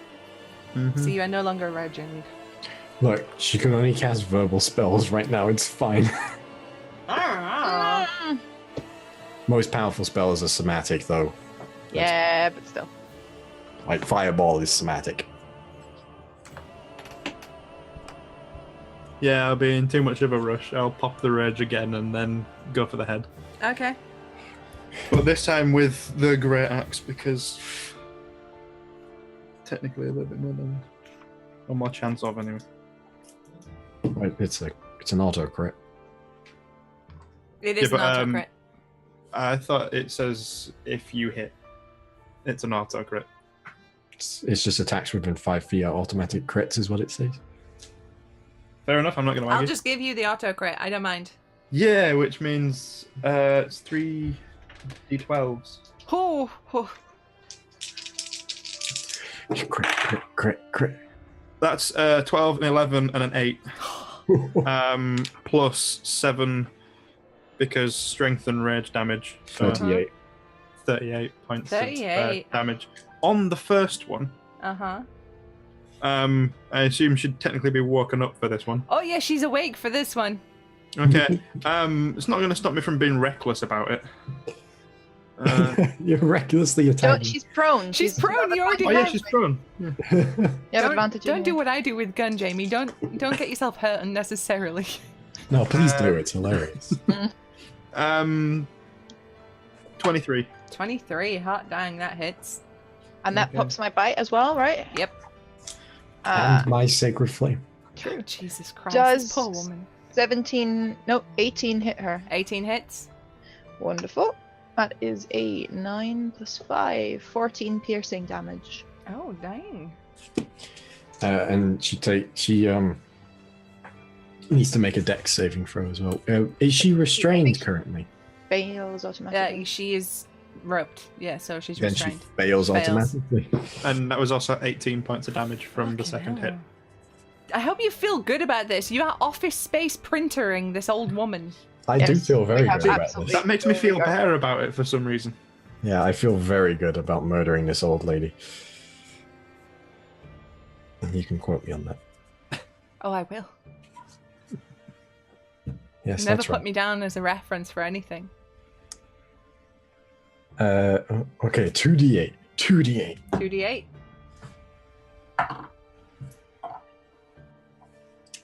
That is. I feel really pitiful after everyone's high damage rolls.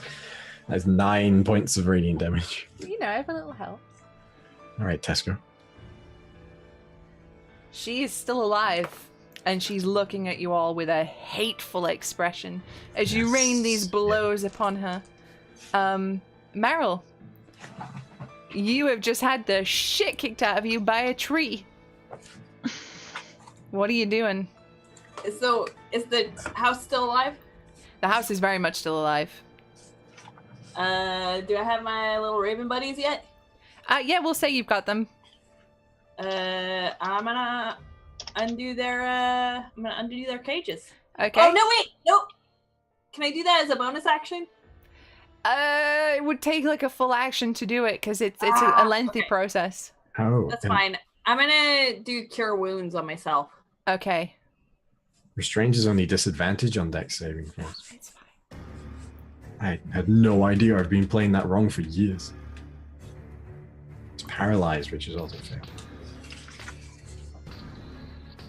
I should maybe look at this page more often. Just have it tabbed permanently. Well, it's on my DM screen. I had no idea. Oh. Well, you guys have got a lot more free dexterity, failed dexterity saving throws than you should have. That's 16. Okay. Nice, Ain't nice. dead yet. Not dead yet. Not out of the game yet. So, are you healing yourself and then are you moving? No. Okay. Okay. Because disengage is a whole action, right? It is, yeah. If I drag the crows through the same place I disengage, then is cure wounds a bonus action? No, Cure No, Wounds it's is a an full action. Just Yeah. healing word. So I yeah. You can just use your move action, but you would incur an attack of opportunity. Yeah. I'm gonna stay. Okay. Alright, so Baba Lysaga is awake. She is still bound, so her hands are out of commission. But she whispers arcane words and she spits them at you, Vulgus. I need you to make a Constitution saving throw. Okay.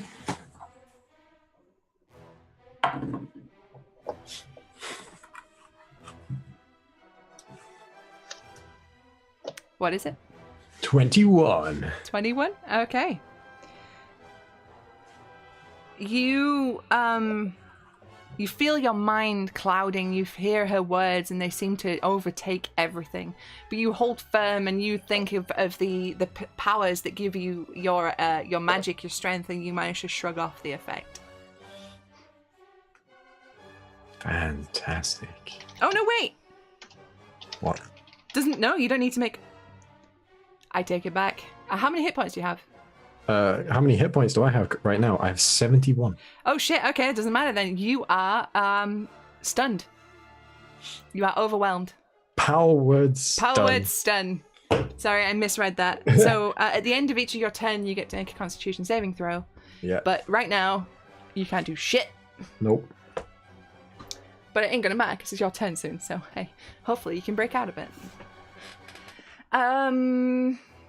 Wow. That's 100 hit points or less for that. Jeez. No, 150. 150. Yeah. So that's just you are stunned for at least a round. Get out of here. Well, Blood. it is a what 8th, 7th? Yeah, it's a very strong spell. Eighth level spell, yeah. Kill is 100 points, and that's 9th level. Okay, Everybody is too far out for the rock. It's just gonna hit Meryl, right? Mm-hmm. And here's the thing. It has multi-attack and I forgot to do it last time. So it's 2 hits on Meryl. I'm so sorry. I told you. I gave you opportunity to go. It's fine. 20 okay. to hit, not natural. Yeah, that's gonna hit.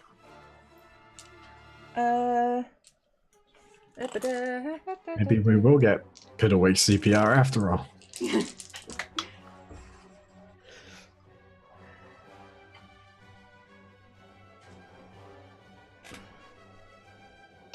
That's 29 points of bludgeoning damage. Okay. And then it's going to do it again. Oh, that's 30 to hit. I think that hits. I think it might. For a second there, I thought you'd rolled a natural 20.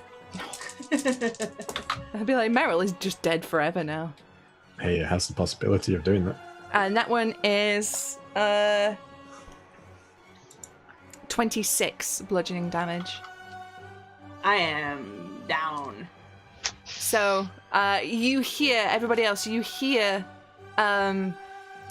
words, arcane words you can't understand being spat at Volgus. You watch as his face goes blank and he goes limp. His body, but he's still standing. You look past Volgus to watch the branches of this tree raise up and just smash Meryl into the ground. Volgus, it is your turn. You can't do anything. Constitution saving throw. That is a 17. You succeed. That was the DC. Oh. End of my turn. The house again needs to take. Oh yes, it does. It does. Con save. It's just- the house has It been fails wrecked. the save. Yay! Ooh! Oh well, that's a 10 and 2 2s, so 14 damage. Hey. Nice. So there's like a very tiny little fire starting to catch on the top of this house. It's like smoldering. How? Is it my turn? It's Wait, like it's catching on fire? a little bit. How bad does Lysaga look at this point? Oh, she doesn't look good. I come out of kitty form and I'm lighting her. Oh shit. Okay. Sad. She needs to make me a con save. Embrace the dark side. Well, yes, that's what I'm doing here. I'm so proud of you. Where have you been? Con save of 16. She unfortunately makes the save, but half damage. Half damage, that's 14. 15, 23. Ooh, not bad. Not bad at all. There's a witcher called fuck. 31, 36, 42, 21 necrotic damage. Hot fucking damn, lady. She is barely hanging on at this point. Someone kill her! All right. Please. Piddlewick is running towards the group. He heard the branch come and knock you down. What is Piddlewick doing? Oh, fudge! Like, true to the character, I think he would run back, but I don't want him to die. Hey, he's mechanical though. I guess we could take him somewhere to fix him. So I guess he would probably turn around and run back. Okay. So Piddlewick turns around on his little feet and dashes back towards you as you're smushed into the ground. He can get to you with his speed. You can use an action to stabilize. Yeah. Okay, he needs to roll a medicine check, which is wisdom, I believe. Beep, beep, beep, beep, beep. So that's just a +1 for him. What a miss. Piddlewick's gonna go be a hero. 16. Okay, he has stabilized you, brought you back to 0. He's such a good boy. So now the house can hit you again. Well, I mean, he's not brought you back to 0. He's stopped you from bleeding out. Yeah. His tiny little metal hands are in there and stopping the bleeding. Okay, so, Kerchak. First one with Great Axe. Okay. Still She's at on the advantage. ground, so you have advantage. That's gonna be a 17. That will hit. Okay. That's gonna be 17 points of damage. Hey, Kerchak, Yeah. how do you want to murder this old lady? Yeah. Damn it, I was hoping to do that with the blood spear next and get some temp HP. You said you're too strong. Yeah. As she's whispered the stun, kind of just like crack the neck, wind up, and just cleave the head straight off. Oh shit, okay, so you wind up, crack your neck muscles, twist the leather of your axe as you bring it sweeping down towards her neck, and there's a moment of resistance, and her eyes flick back to yours, and the last thing she sees, or you see from her, is a hateful, baleful glare as her head is swiftly removed from her shoulders and goes rolling away. Okay. And I would like to move. How far away from the hut am I? Like 150 feet-ish? I think Right. that's what we said. No, 120 feet. 120, yes. Rahal was in. Because Rahal was, close enough for Moonbeam, so 120. Oh, cool. That's the furthest I could possibly hit with a javelin at disadvantage. So I'd just like to after the momentum of the swing, just kind of spin around, whip out a javelin and launch it at the house. Okay. And I'll reckless this just so that it's not a disadvantage. Okay. Because I just feel like this might be funny. That's gonna be 19 to hit. Yeah, that hits. Okay, that's 9 points of piercing damage. 9 points of piercing damage as the javelin actually goes in the front door and hits the back of the hut. It feels weird attacking a house. It's bizarre, is what it is. Is there no way we can just stop the house? I mean, I'm not that opposed. I tore through a house once, so You did. Here's Johnny the house. yeah. So Meryl, you are unconscious on the ground. That is your turn. That's what I'll do. What does Meryl dream of? Electric sheep. Sheep. Yeah, I You was. want to know? No, actually, I rescind that question. Why would you ask that question? I have a question, though. We covered this previously. I'm an innocent boy. I can only read these runes. Susie, what is my ribbon doing? Your ribbon is not active right now. It's not doing anything. Okay. What's my shadow doing? Your shadow. chasing Sonic. It's no use. A couple of things happen. Your shadow forms back into an accurate, shadow of yourself. And you are hit with intense, consuming pain. You guys watch as you're almost unsure whether or not the curse was lifted, as the second his shadow returns to normal, Volgus crunches over in agony, and the shadow once again takes on a twisted appearance, if just for a moment. Okay, so Baba Lysaga is ripperoni and pepperoni. The hut will make its way forward.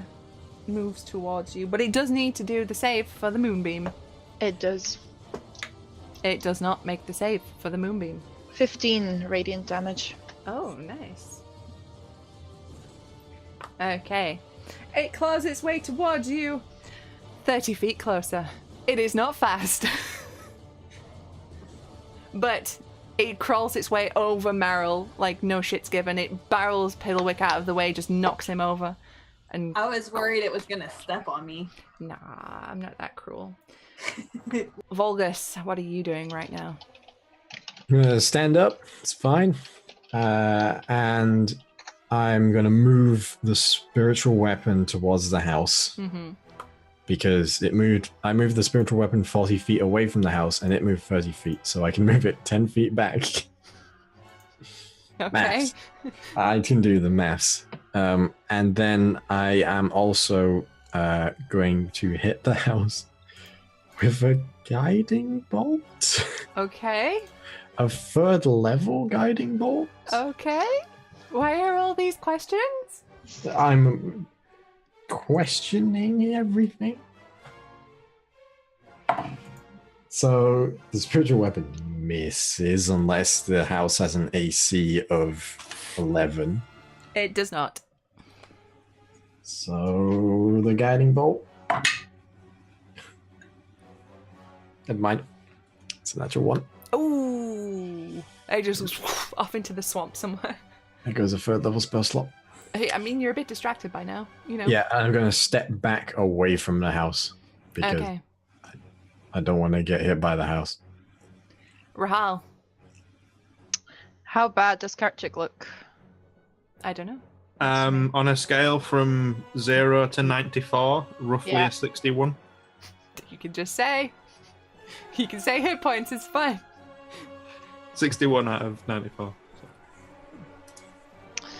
I'm gonna give you a second level cure wounds.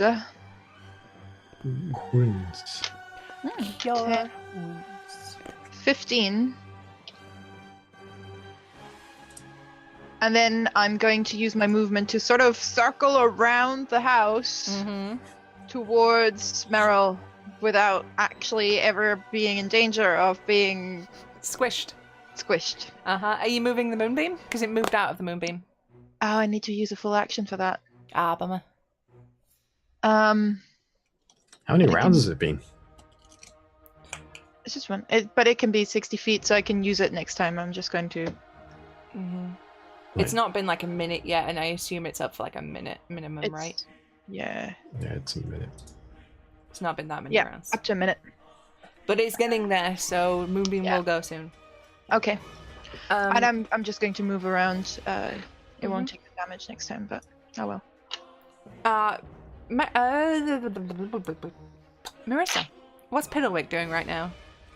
Is he rushing back to his mum? I thought he already stabilized me. Well, he Oh, did, but he got knocked away when the house moved. Yeah, he's rushing back. Okay. Alright, so his tiny little metal hand takes yours in his, and he's leaning over you looking worried. Oh, it's gonna make me cry. Kachak. So the hut's coming towards us currently, yeah? It is. Yeah, I'd like to sort of copy Rahal and try and circle it, but the other way around. Mm-hmm. But on the way, grab the hag's head, Okay. just so that I know where it is, because it's creepy as hell, and I don't like it being near the body, even though it's dead. Okay, and it's rolled in a swamp, so this thing is nasty when you pick it up. A Good. lifeless face, like a jaw just hangs listless, but it's all covered in mud, like the hair is matted, and it's gross. With blood as well as group. Yeah. While I'm sort of, once I've made my 40 feet around, I've got 3 more javelins, so I'll spend another 2. Just so if it's gonna attempt to hit anyone, Uh-huh. I'd rather it be me. So yeah, but at this point, how far away would it be? It moved 30 feet closer to you, so it's 90 feet. But did you moved sort of around? Yes, I'd still be roughly the same distance. Right. If you're circling it, you'll be the Yeah, same. you're circling it, yeah. Yeah.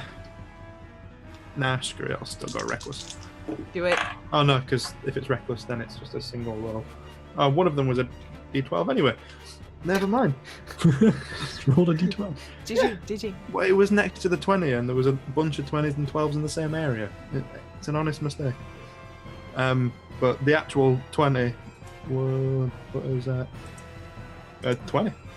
Oh, all right. That There was a lot of 20 in that one sentence. Yeah, it sort of lost meaning for me about halfway through. Yeah. Yeah. What is 20 anymore? It's good. That is love. 11 points of damage from that one. Nice. And then the second one is going to be, that's going to be a 24 to hit. Ooh, yeah, that'll do it. So the next one's going to be 9 points. Ooh, okay. This thing is looking still good. As- I assumed. As far as houses go, it still looks like a house that has not taken lots of damage. It's really difficult, because like with a creature you can be like, yes, there's blood pouring out of its eyes, but you can't do that with a house. Yeah, it's got some roof tiles missing, some of the boards are coming off the windows, you shattered some glass. The lovely planter of petunias has been fallen to one side and all the dirt's come out. The woodwork is now creaking in such a way that it's almost like a moan. Yeah. But that lovely linoleum on the floor is all scratched. Sap is coming out. It looks almost blooded, but it's not blooded. So anyway, You can hear all of the smashed china just sloshing around as it moves. Yeah. this is not a cottage in the Cotswold. This is a hag's hut. The kitchen sink's got Bone china. Don't use china. yeah. Anyway, we're way off the rails here. Hags probably keep their house cleaner than Meryl keeps her apartment. Probably, but I mean, Meryl doesn't even have a bed. Hags are specifically said to have really disgusting houses. Oh. Right, Meryl is still unconscious. The Baba Lysaga is still very dead. It's the hut, and is gonna move. Jabba. It's gonna Yes. move 30 feet forwards again towards the hag's body.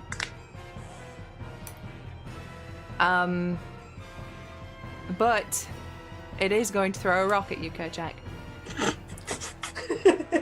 Got advantage because I was right. Yes, thank you for that. Oh no, I can't warding flare the house. That's 19 to hit. Yeah, that'll hit. Da-da-da. Oh well. I did rage again and I did make an attack. So You've gone really quiet, Jamie. Yeah, have I? Yeah. I'm still raging. Speak up, boy. I'm still raging. Boy. Boy. Hit that house. Okay, that is 16 bludgeoning damage reduced to 8 because you are raging.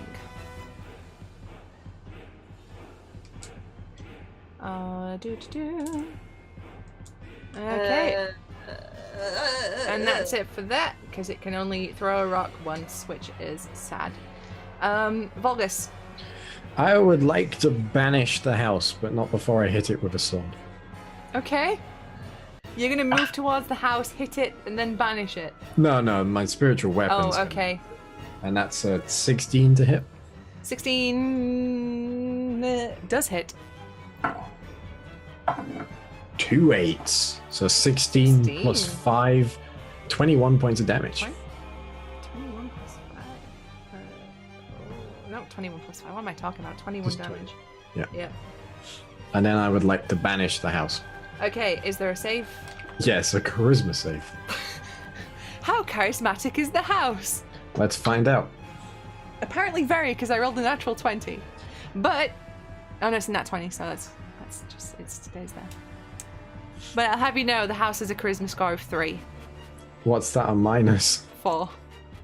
Oh, it still meets it. Damn.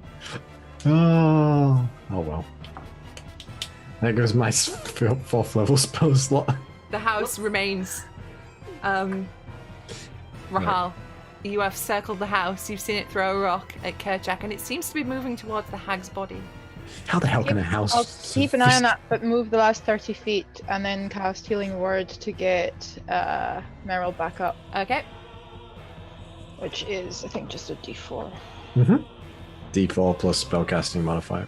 Yeah, so that's a 7. 7. You get Meryl's- 7 HP. You're not dead. Can I just scream, light the body on fire? Okay, so as the healing energies enter Meryl, she just sits up and screams, "Light the body on fire!" Making it seem like it was a terrible dream. Okay, is there anything else you want to do, Lydia? Circle back. Actually, yeah, circle back. I'm not turning into anything yet. Mm-hmm. Actually, yeah, I use my movement to get there. Healing Word is a bonus action. Full movement, full dash Okay, to get back to get where you were. back to where I was. Okay. Maybe closer. I don't know if I can reach the body before the house. Probably not. 60 feet instead of 30. The house has moved what? The house has moved 60 so far. So it's got another 120 to go. What? No? No. It's got The another body- 60 to go. That's I meant. Yeah. Oh no! I use my action to move the moonbeam. I'm not moving. I move the moonbeam. Okay, yeah, Moonbeam, that's good. So when it Moon- starts its turn, remind me for Moonbeam. Yeah. Okay, what is Piddlewick doing? He's dancing. He's dancing. He's rejoicing that his mama is alive. He leans in, and you get a little metal kiss on your cheek, and the soot from his face makeup rubs off on your cheek. But he seems very, very happy that you're alive. Okay, Jack.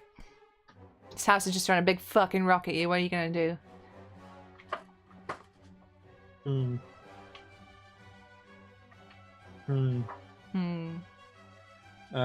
I only have one more javelin, so I'm gonna do that.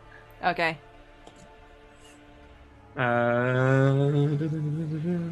Charge the house. No. I'm not doing that. It's gonna be 19 to hit the house. Yep. Cool. Oh. 11 points of damage. 11. Nice. 11. 11. And with my extra attack, I'd just like to kick at a rock on the ground because that's the last thing I can throw at it from that Okay. distance. You like "Meh," Mm-hmm. kick the ground. And then just so that I'm aware of where everyone's positioned, we've basically got Volgus, House, Rahal, and Meryl. Yes. They're all kind of surrounding it. Yeah, you're all basically I'm- surrounding it now. Yeah.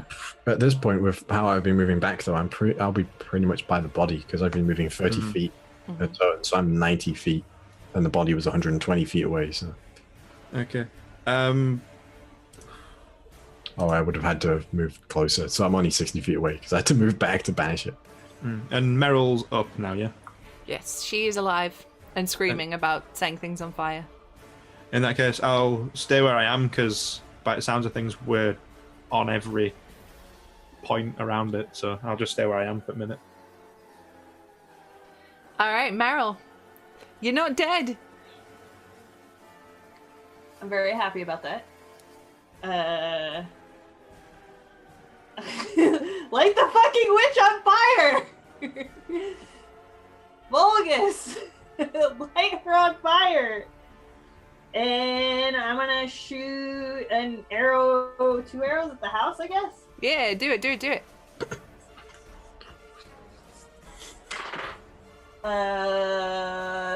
That won't do it? I mean, maybe it will. 10? Nope.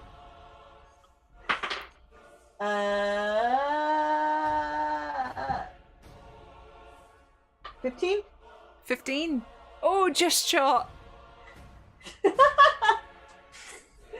really good at rolling. But you fire off 2 arrows. One of them comes really close and lands at Volgus's feet.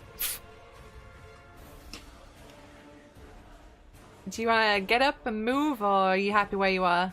I am trying to remember if I have candles. Oh, here we go. Got enough pyromaniacs in this tour. I know. The maniac.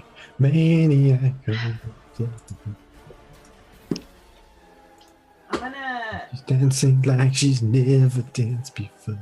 I'm gonna get out a candle and light it on fire. Okay. You can do that. I'll let you do that. Just I'll do it.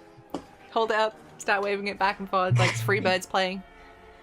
Well, I mean, like, I don't think I can give it to Chester in this move, also, right? No, that'd be like your next turn. Okay, so the house is gonna move forward another 30 feet. It's getting moonbeam. Thank you. Me. Why? Shit. That's a 10. That's a fail. That's 19 radiant damage. Oh boy. Is that how long does the Moonbeam Doom last? Has it been 10 rounds? Okay, after this one. Cool. Oh, okay. Because I lost track of the rounds, but it seems about right.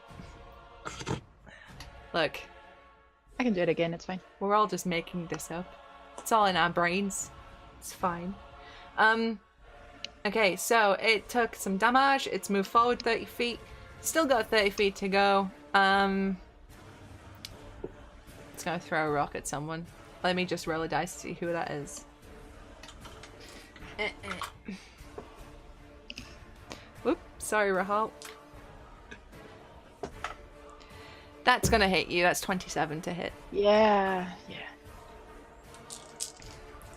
It has a big to hit bonus. It's a house, I should hope so. That sounds weird. Yeah. That's 20 points of bludgeoning damage. Ouch. That hurts. Alright, Volgus.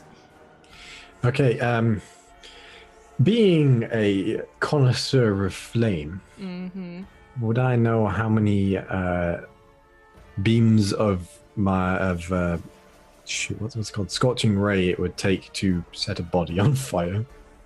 I'd imagine just like 1 or 2.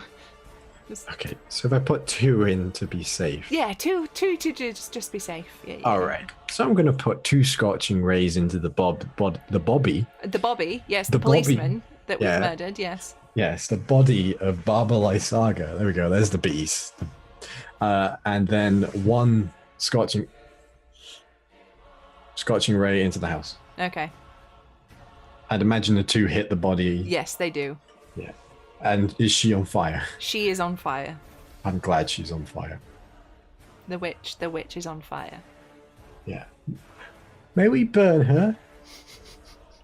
And against the house, that misses. That's an 11.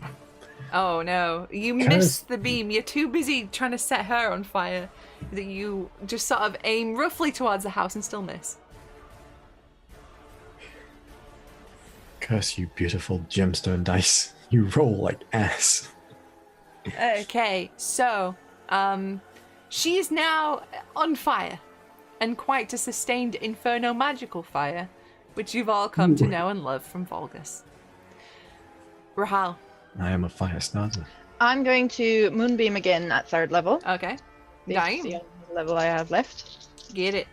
Get that radiant damage. And that is 16 plus 6, 22.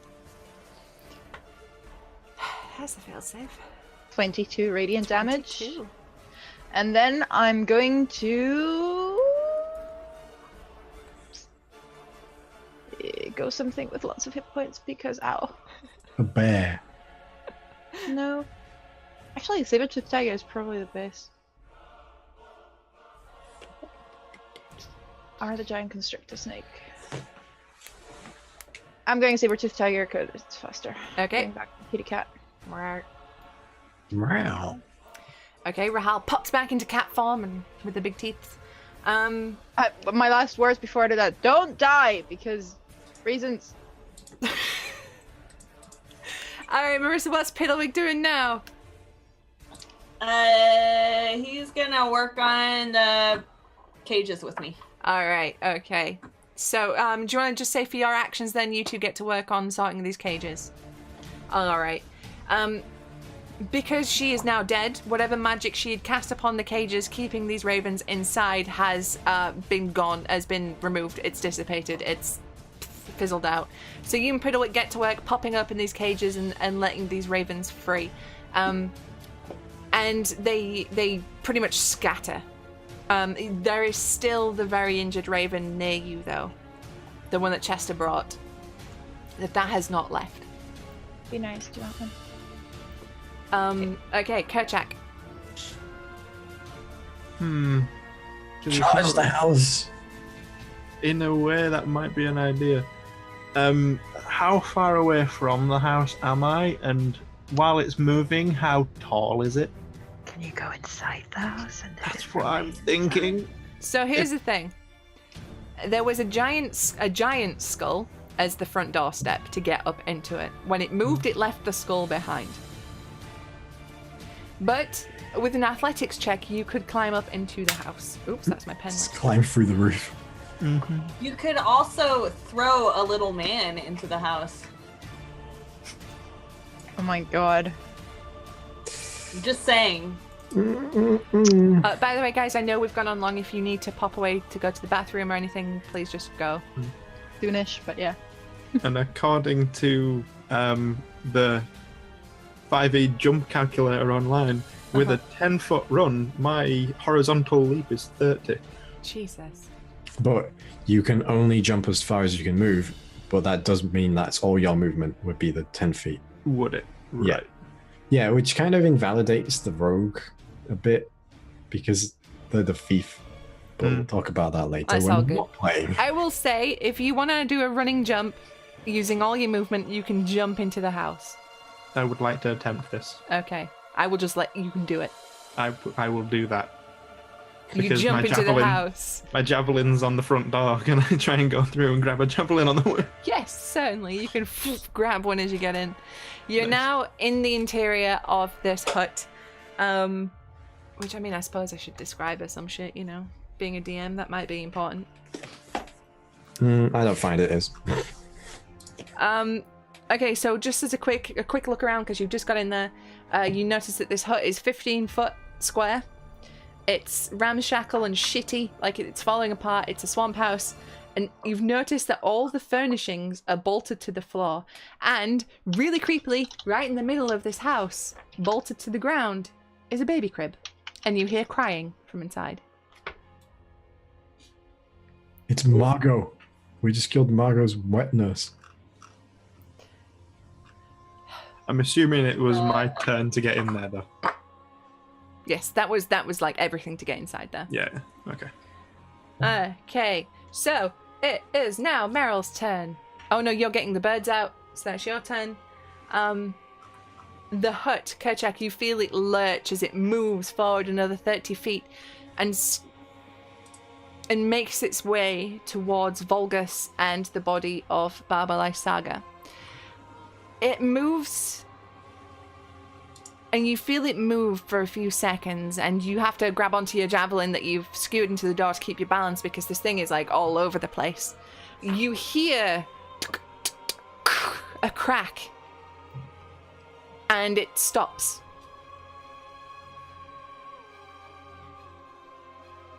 Volgus, at the body of Baba Lysaga, you hear a shatter from somewhere within the flaming remains of Baba Lysaga. Oh, there was a thing in the... We probably should have checked her body. But as you stand, looming over you is the house. One of its limbs raised up in an attacking position, the others grasping at the ground, and in the doorway, Kerchak, clinging on for dear life. Are we still in initiative? You are no longer in initiative. I run to the body and put it out and see if there's anything in there. I can put it out with thaumaturgy. Woo. Okay. You quickly put out her body. And her... I can't create fire or... That's a prestidigitation. You can just change the color. Oh. But I can make a harmless gust of wind and just gust the fire up. I mean, that was quite an inferno, but I will allow you to put her body out. You managed to put her I body. take my heavy leather coat off and put it over. Okay. All right. So you search her body, and most of her remains have been completely destroyed by this point. The magical fire has ravaged her, and you see that beneath her clothing, around her neck, was a pendant with a large gem on it, which is now cracked and lies clear and cloudy. She had a small gold purse on her, but nothing remarkable on her personage. Okay. Can I Sabertooth Tiger jump up to the house? Yeah. I want to see what's inside. Okay, let me go to the actual page. All right, I'll give you the proper description. Actually, do we want to take a quick break now? Yeah, probably for All best. right, okay. We will take a tiny quick break. We will be back really soon. We'll see you soon. Bye.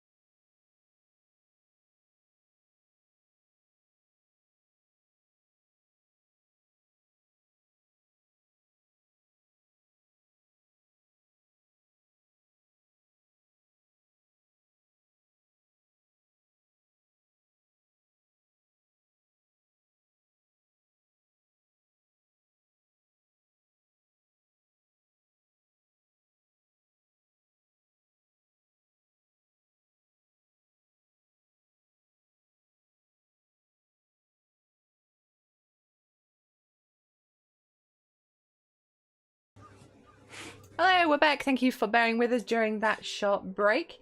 So, we rejoined the party, gathered together in the interior of the hut. Oh, how'd I get there? Oh no, sorry. We joined Kerchak and Rahal, Right. gathered in the interior of the hut. The hut is 15 feet on the side and packed with old furniture, including a wooden cot, a wicker cabinet, a slender wardrobe, a wooden table, a stool, a barrel-topped wooden chest reinforced with brass bands, and an iron tub stained with blood. In the middle of the room is a ghastly wooden crib with a small angelic child sitting in it. All the furnishings except for the crib are bolted to the floor. And beneath the crib, you see the floorboards have shattered and pulled away. And Kerchak, you see this is where the source of the cracking sound came from. You see an orb beneath that is now a dusty, a milky, cloudy white color with a big crack in it. Wait, there's an actual child in the crib. You hear soft crying. Is it moving around, or is it just like still and crying? It's moving and crying. Oh, so it does seem like it's a real Yes. living child. Smells like a baby would, like, not an illusion. No, it smells like a baby. Yeah, I'd see the orb. There's a thing. Would I go and have a look at the orb, or just go straight for the baby? Burn the child. Well, the crib is sitting over the orb. That's what I'm thinking. I'd check the orb first, see if it's still got any bad juju. I stay back a little, planning to see if Karchuk gets hit before I go back to human form and cast Detect Magic. Okay. You watch as Kerchak drops to the floor and sort of pokes at the orb beneath the crib. And you wait for a second as his finger, he hesitantly reaches towards it, winces, prepares for a blast, and he touches it. It feels cold. And there's no reaction, there's no glow, there's nothing. It seems inert. Is it like set in, or? Yes. Okay. I want to, still in Sabretooth form, pause on the crib. Sniff up to the baby, see what the baby does. You go up to the crib, and the baby instantly starts wailing and crying and screaming. I'd like to go lick up to its the face. baby as well. You lick its face. And it sort of carries on crying, and it seems confused for a moment, but sort of seems to settle down a tiny bit. It's a demon baby. And then I step back. Sorry, you do your thing. Yeah, I was just, since I'm the only humanoid figure currently in the room, try to sort of calm the child. Okay. And bundle it up. Okay, you lean in to take the baby and bundle it up, and as you do, you get a better look at it. And you see that this is a male baby. White skin, a shock of black hair that seems quite thick. And as it looks up at you, it has blood red eyes. I return to human form behind Karchuk, just in case. Like, using him as a half-orc shield as always. I shout down to Volgus to get in here. I can't. You're quite high up. I have a rope. From 100 feet away. And I want to cast Detect Magic. Instantly. Okay. I don't have the time for that shit. Alright, okay. You are you ritualing it or just popping it? Popping it. Okay, you... Man, I can walk on water while I can't fly. Jesus. No, not Jesus. I mean, yes, Jesus, but The large iron-banded chest glows from within. but not the baby. Not the baby. The baby. The baby. It's not magic. It's just really fucking creepy. This is a baby you're talking about. Come on. Babies are really fucking creepy. That's Lydia talking, by the way. Stand by it. Tiny baby. I'd like to put the baby back in the crib and gotta lean sort of out of the door and offer my great axe down What pointy end down? to Volgus so he can grab on and I can try and pull him up. Okay. How high are? It's Or Or like is it really high, or is it? You said an athletics check could get you in. it's like 15 feet off the ground. Oh, right. So I mean, you could do it. Kerchak's a tall lad. Sure, Great axes alright. have long hats. Sure. All right. I will grab hold of where the axe connects to the handle and not the actual blades. Okay. The chunky bit. Okay. Please roll me an athletics check, Jamie. If it had been the same me, that would have been bad. 24. 24. Okay, you heft Volgus up like it's nothing. You're like, whoop. Volgus, you find yourself up in the interior of this hut way quicker than you thought. I think as well because I'm a bear totem, my carry capacity is like doubled, Yeah. and you're very slight of a human. Yeah. Just whoop. Volgus is like 90 pounds. All right. Does the baby look like anything I've seen before? No. Doesn't look like a vampire. No. What?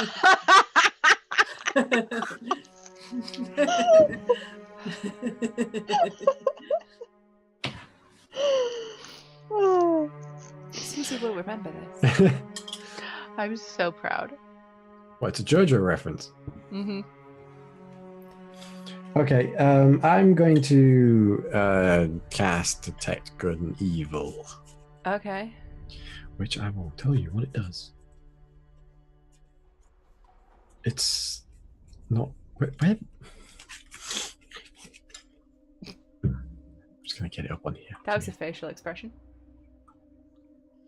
Detect Good at... No, not Poison Disease. It's Evil and Good. Right, okay. Is it an aberration, celestial, elemental, fiend, fey, or undead?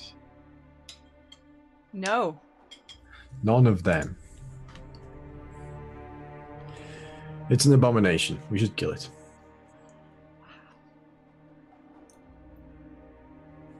I just look at him and say, I'm not doing it. Wanting to kill him, baby? Just like that? It's a defenseless Not child. the first time I've done it. Oh my god.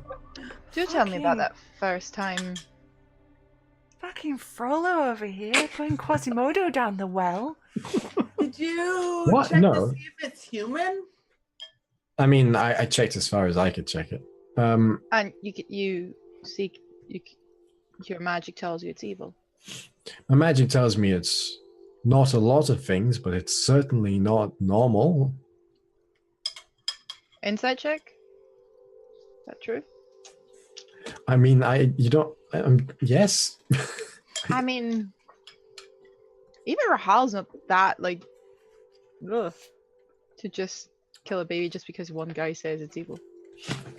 Wow. Even Rahal. Look Yeah. how that sentence started. No, I know what I said. 14? I mean, it doesn't matter what you roll. I'm telling the truth.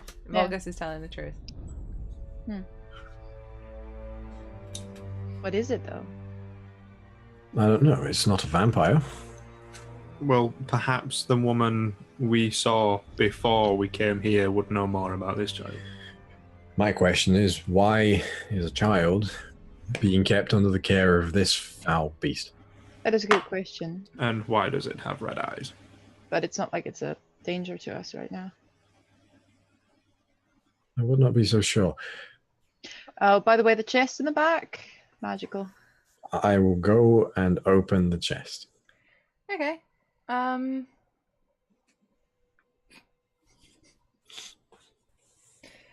I would like you to make me a dexterity saving throw, please.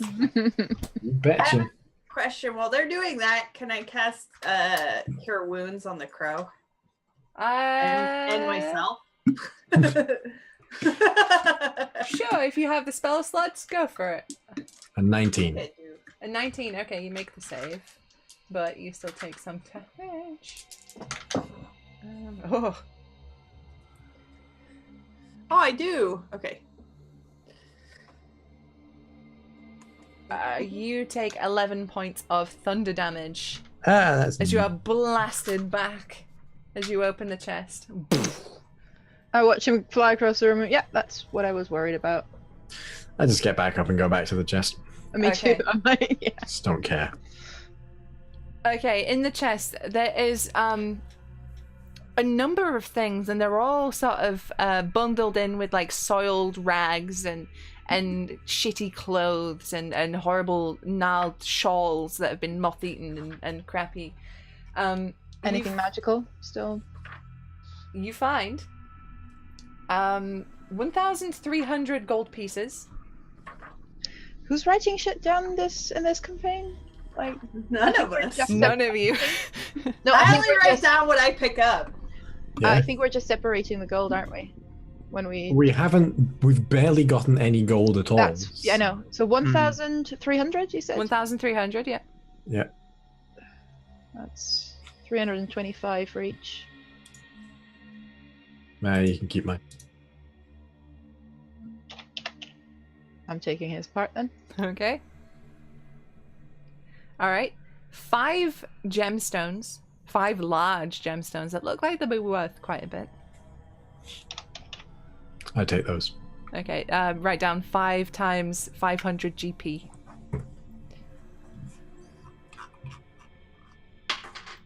You find magic plings, anything? Yep. specific? Okay. That's what I would You go for first. find a vial that seems to contain an oil, and that glows slightly. Can I tell what sort of school of magic it is? Like, would that tell me what it is? I'm not sure. Give me a second, because it's in the DMG and I haven't looked. It does tell you the school of magic, but I don't know if that would. Most items won't have a school of magic listed. Okay. Okay. School of magic in 5e is generally just reserved for spells. Mm-hmm. So continuous effects, like items don't have, unless it specifically states, which potions don't. I will find out what that item does in a bit. But that's an oil in a vial. 2 spell scrolls. What A are they? pouch.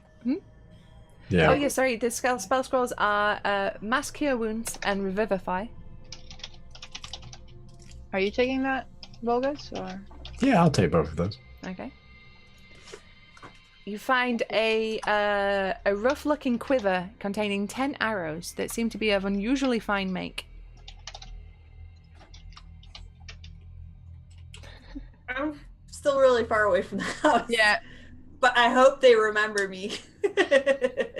Something from Meryl. So if it was church, I could just throw the arrows. There is also, in the bottom of this chest, a extremely beautifully made wooden flute. And it is ornately carved. Wait. That's something for Chandra. Chandra's dead and gone as far as we know. Volgus can play exactly one musical instrument, and it is the flute. Really? Oh. Yeah. Kerchak can play the ocarina. It's similar? No. No, it's not. No. I will take the flute.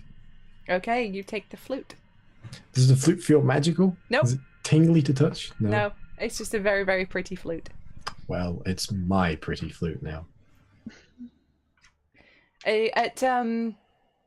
Your Volgus being of Barovia, you've never seen anything like this in this land. You've heard tale of, you don't see them often, of other races of people, and this looks elvish in make. And old. Mm. It's not ivory tower flute. It's old flute. It's old magic. It's Oh. not magic. And that's it. In the bottom of this this chest, a bunch of shit. Is there anything around the house? Any notes? Any books? Any form of writing or information? Be that tarot deck or parchment, whatever. You find, searching through her house, the remains of what appeared to be fine clothing and a crest sewn onto one of them, and is the crest of the von Zoroviches. Okay. There's a makeshift desk in here, and you find some scrawlings on paper. And most of them are nonsensical. You get the feeling this woman has gone quite mad. Others are recipes for potions and hexes that you get the feeling probably don't do much. One is how she's writing about how she needs more blood for the bath. How she needs more blood, otherwise she will turn to dust. She needs that blood. She needs it. She needs it. And she scrolls this on several pages. Well, and then need anything else? There's a few more pages where she seems more lucid. And she's writing about her memories of how she loved the boy. She was only his wet nurse, but he was her son. And she loved him more than his family ever did. Ravenovia did not deserve such a strong son. And that she would care for him and protect him as long as she lived.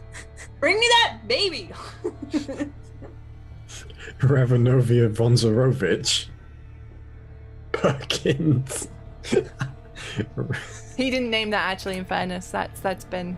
He named the castle after his mum, like, long before Perkins. Ravenovia. I mean, it's fine, and they're both fine names, but together, that's a weird name. Okay. Are you sharing that with the rest of us, or are you keeping it to yourself? Right now, I'm keeping it to myself. Is there anything about the surrounding area? So the surrounding area is the ruins of the town of Beres. Yeah. She hasn't written anything. There's scrolling where she is trying to search for something. The maiden. She's heard people talk about the maiden. She doesn't know what it is.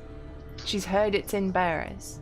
She's been looking. She's had her scarecrows looking. She's had her creatures looking, but they haven't found it. But she said she's got time. Okay. I will take that piece of paper and say, she appears to be looking for something called the Maiden in Beres. Something or someone. So see, my notes are a bit weird on that one. Mm-hmm. We heard about another incarnation of Irina, or Mm-hmm. La, whatever her original name was. Was that in that town? No, it wasn't, no. No. Okay. This was, you did hear about a girl from this town, however, that did get visited by Strahd and murdered. But as far as the lady you spoke to was aware, she wasn't a reincarnation of Tatiana. But you do know that, that once they'd killed her, the Burgomaster felt so awful about what they'd done that they built a statue. And if you remember, that was the focus point of one of the Taraka cards to find the... A kneeling woman. A rose of great beauty plucked too soon. The master of the marsh knows of whom I speak. Mm-hmm. I mean, Volgus doesn't know that, but he's just told you about Yeah. the maiden, so... Have a look at that statue. See if that's a maiden. I will hop down and look for the ravens as well, see if the one that didn't fly away is still around. Mm-hmm. Because it struck me as odd. And because this has been connected to the Martikos, I will hold out the ribbon feather Danica gave to me. Okay, so we'll cut back to Meryl right now, who is healing herself and healing the raven that is super jacked up with the feathers. Like, it's got like a broken wing. The beak is snapped. Like there's a portion of the beak missing. As you put out your hand and the healing energies course through your hand into the raven, you watch as the form shifts into that of a man. Oh. And he is a Vistani. He looks extremely rough. He has a broken nose and he's missing teeth. His arm is very much broken at a horrible angle. But as you begin to heal him, he sort of... oh, thank you. I've been in there for... I don't know how long. Well, maybe we should get you some clothes, huh? Oh, nah. I will give him my cape temporarily, or my hat. Okay. The hat's funnier. Okay, I hand him my hat. Rahal, you Look hop at down. Stu's face. Stu, it's gonna be okay. This is gonna be G-rated. Rahal, you hop down to go see how Meryl is doing, and you see that she's kind of kneeling over a naked Vistani man who has her hat on his crotch. Now this is flashback all over again. How did you? How do you keep finding naked people, Meryl? You should come here and give me a hug because I didn't properly thank you for saving my life. Okay, we can do that afterwards. Who are you? I mean, and I twirl the raven feather. I have a hunch. Are you? No. I would know if you were one of. Not exactly the same, but I've met people like you. And I put the feather away. I'm Radovan. Radovan, nice to meet you. Rahal. Radovich. Where did you come from? Valaki. Came from a city.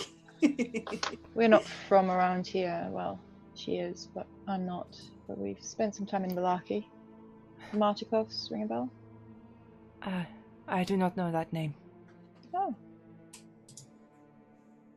Okay. Why are you here? Well, that's a good question. We're just doing a little murder. What? The witch. The hag. She's dead. Yes. Oh, that is good to hear. I don't even remember what happened. It was so long ago. I was flying, I was free, and then I was caged. It was so close, it's so tight, there were so many. Do you know why she would catch you, ravens? You said you've met others like me, right? Well, all I can guess is they pissed her off somehow.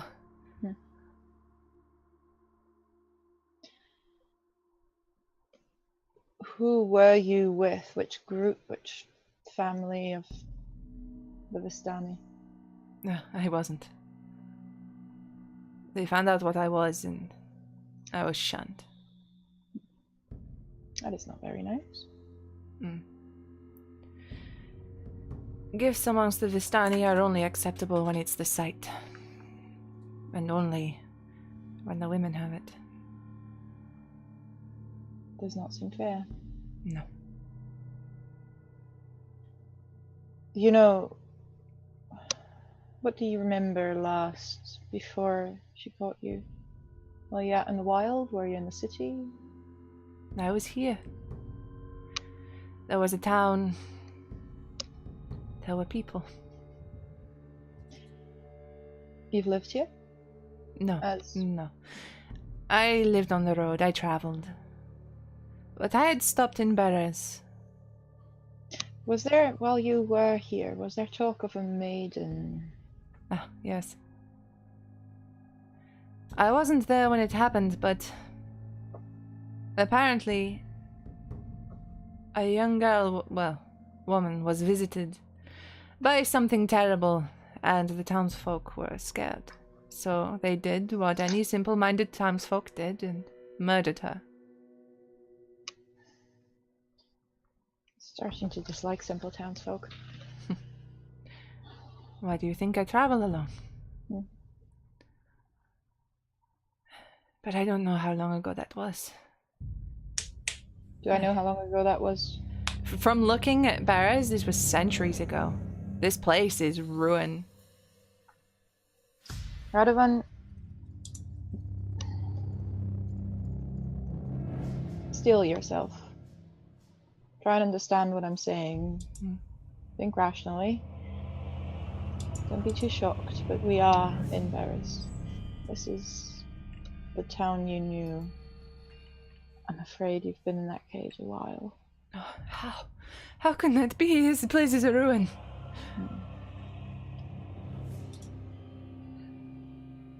Oh, she lives a long time. You live a long time. This is Barovia. I don't know. Time doesn't always move correctly in Barovia. You know that. Everything is gone. My family. I'm sorry. And you see him, he just looks down and you see him like start to cry a little bit. Piddlewick gives him a hug. He kind of recoils as the tiny metal hand, which is very cold, brushes against his back, but he doesn't like resist. He's very hurt emotionally and physically right now. You can travel with us. Give me a second. I've just hit the color button on my keyboard and it's going crazy. There's a rainbow flashing. There we go. And he looks at you and he says, then what am I to go? Wherever you want. What am I to do? You are free. Come with us. Oh, wait a have to second. go. I can't hear anything. That's not good. 1 second. Test 1, 2. There we go. Sorry. Yeah. I'd muted my headset by some magic. You can come with us. I have to go find a horseman skeleton lover, and also we have to save a werewolf. So I know it won't make anything feel better, but at least it'll be distracting. You are free. You can do whatever you want. That's the beauty and the burden of it. He looks at you, Meryl, and says, I am in no condition to fight. If it is true and I have been caged for centuries, then I'm in no condition to do anything.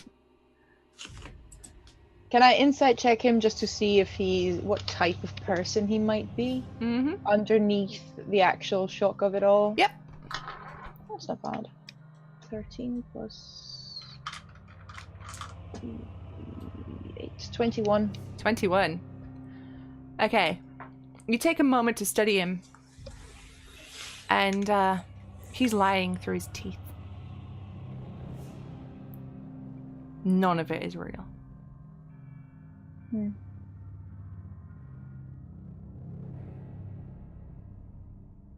understand it must be a shock. Are you sure you don't want to free a werewolf? He sort of just vaguely gestures to his arm, which is bent at a really gross angle. Oh, we can fix that. I was dead. What? I want to move up behind him. Uh-huh.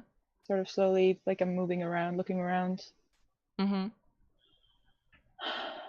Alright.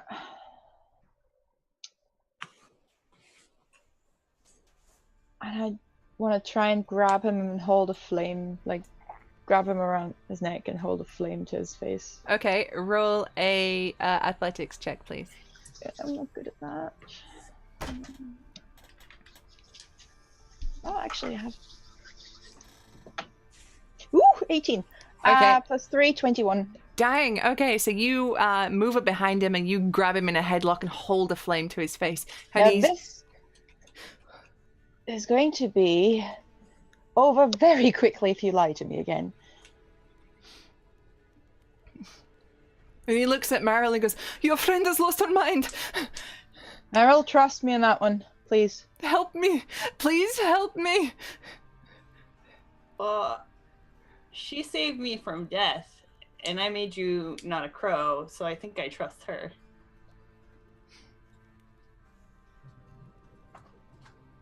He sort of struggles a little before he just stops. Me your story. The real one this time.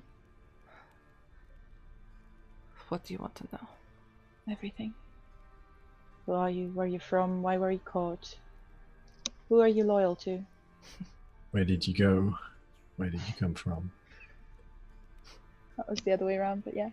Caught in Niger. I was caught by mistake. That much was true. Keep going. I was on reconnaissance. For whom? My Okay. master. Burn. Flame burns a bit brighter. Singes a bit of his hair. Say the name. Strahd von Zarovich. Take my hat back. He just resist. I'm screaming, Karchak! How Good to far know away- you're with the Matikovs, though.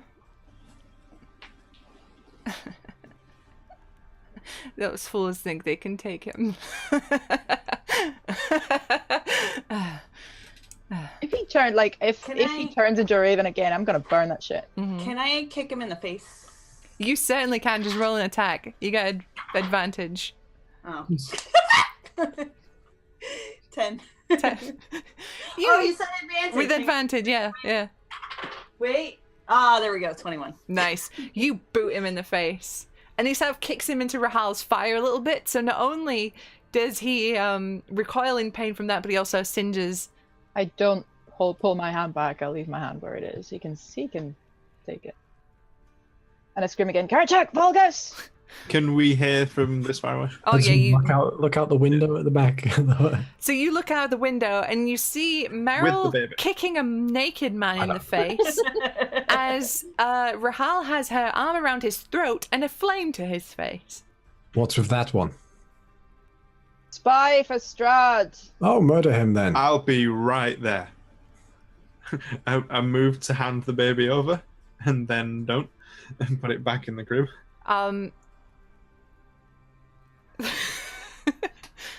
So, did the Matikovs send you? No. We're here because we want to be. Oh, is that right? I'm here because she wants to be.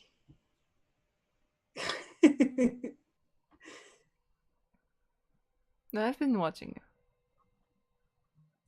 You've been watching us. Oh. Are we that interesting to your No. master?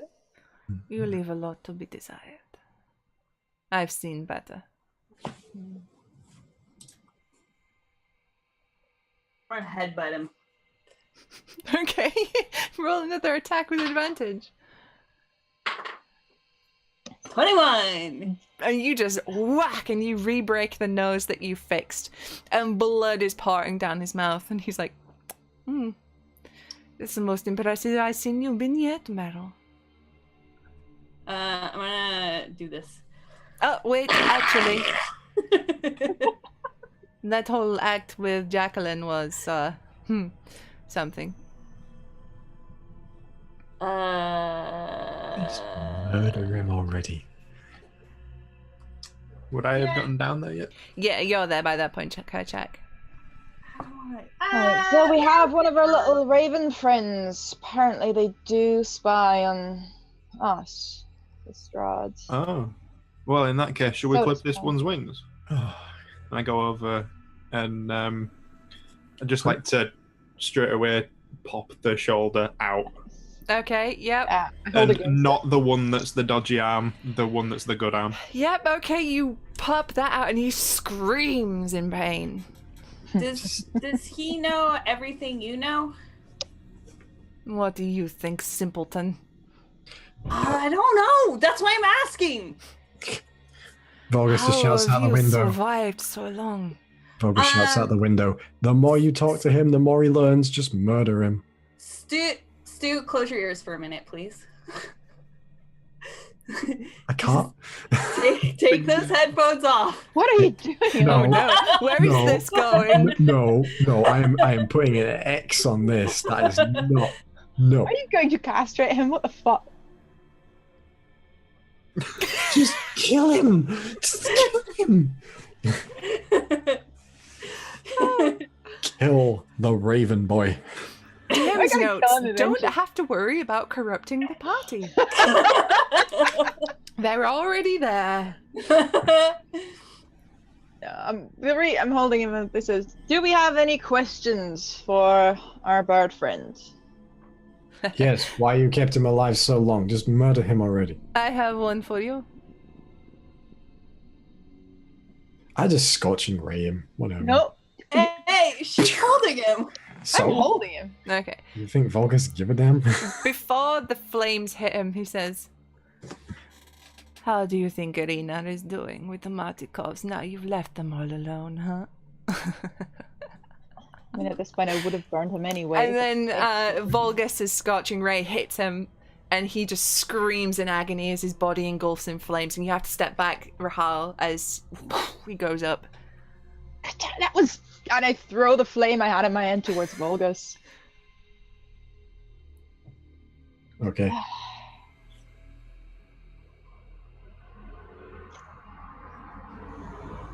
Well, I guess that explains why that raven didn't fly away. Hmm.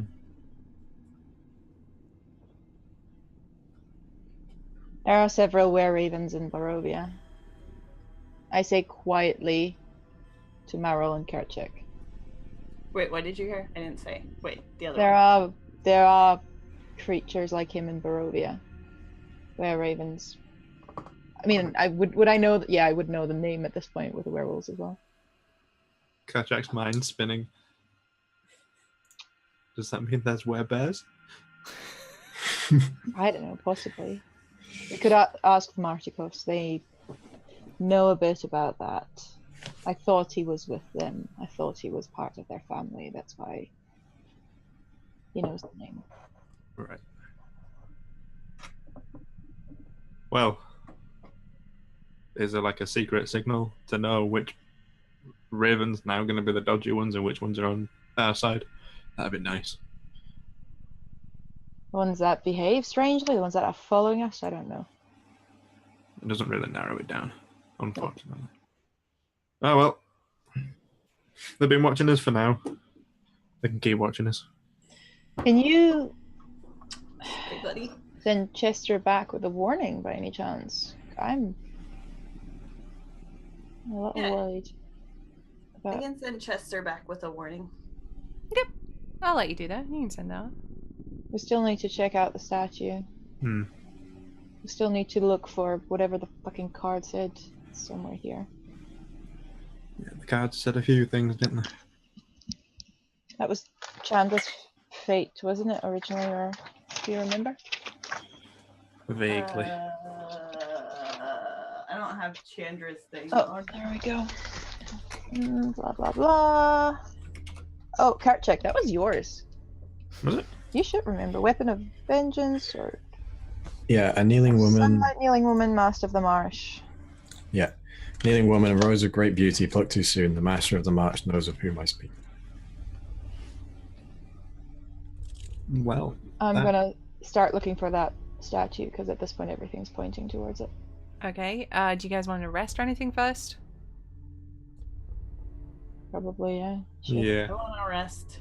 Just, Okay. Has Oh, anyone the fucking told me baby, about what are we that doing baby? Is that anyone baby? looking after the baby? As I'm walking away, I will probably go, the fucking... Logan, have you killed the baby yet? I have not killed the baby, no. A baby? There's a baby in that hut. It has red eyes and it's creepy.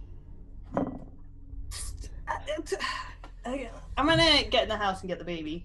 Okay. So What do you want me to roll? are we doing the rest in the house then? Everybody go back to the house, or are you just gonna rest in the middle of the field? Because a short rest is like an hour. Yeah, I'm pretty tapped. At least a short rest is... Like, long rest would be even better, but... Kind of don't want to rest in the house. I'm on the fence about that myself. It's perfectly inert. Okay, the I'll DM find said it. it's perfectly a no. Let's not rest in the house. The thing is cracked. We keep an eye on that. I would rather not chance it in resting. We can rest outside. This area is safe. The problem is dead. The thing Okay. is, if we're resting outside, the house starts moving again. It can get us. If we're inside, it can't. It could. I have a feeling it can still get us inside. It didn't when I was there, but then again, it wasn't there for long. Yeah, The thing is dead. I mean, the hag. you can stay inside. I will stay outside. Cool. And Volgas get smashed first. It's fine with me. Okay, so Meryl, you go inside and you pick up the baby. And it has What? been quiet, crying and quietly mewling to itself. As you pick up the baby, it seems to go quiet and Is peaceful. there any baby, like, is there any milk or anything in the house? No. Ooh, fuck. Well, that's a problem. But can I like insight check this baby and try to figure out stuff about the baby? You can certainly try to insight check the baby, sure. Well, here's the thing. They just told me there's a baby and they're gonna murder it. So, I don't know how much I can really do with that, you know? What is my insight? So that is a 17. 17. Okay. From looking over this baby, it seems perfectly normal beyond the crazy red eyes that it has. You check its mouth to see if it's got fangs, but it's a baby, so it doesn't have teeth yet. It's not cold to the touch. It's not acting unlike a baby. It just appears to be an odd-looking child. Although it is seemingly, strangely somewhat calm. Well, I think Meryl would just chalk that up to her great maternal instincts. Well, yes, Meryl would. She'd be like, I'm fucking great at this. Look at my new baby. She's got Piddlewick on one hip and this baby on the other. A dead woman somewhere else. Okay, so what I'm gonna do is we're doing a short rest or a long rest?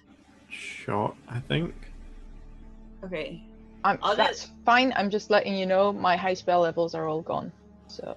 Well, I mean, I don't think resting for a long rest in the middle of the swamp in general. We could go back to the Circle of Stones if you wanted to do a long rest. That seems the safest place. I am just gonna like do the tie the baby to me thing and just sit and rest and maybe like make a fire and stuff. Do you want to go back to the stone circle?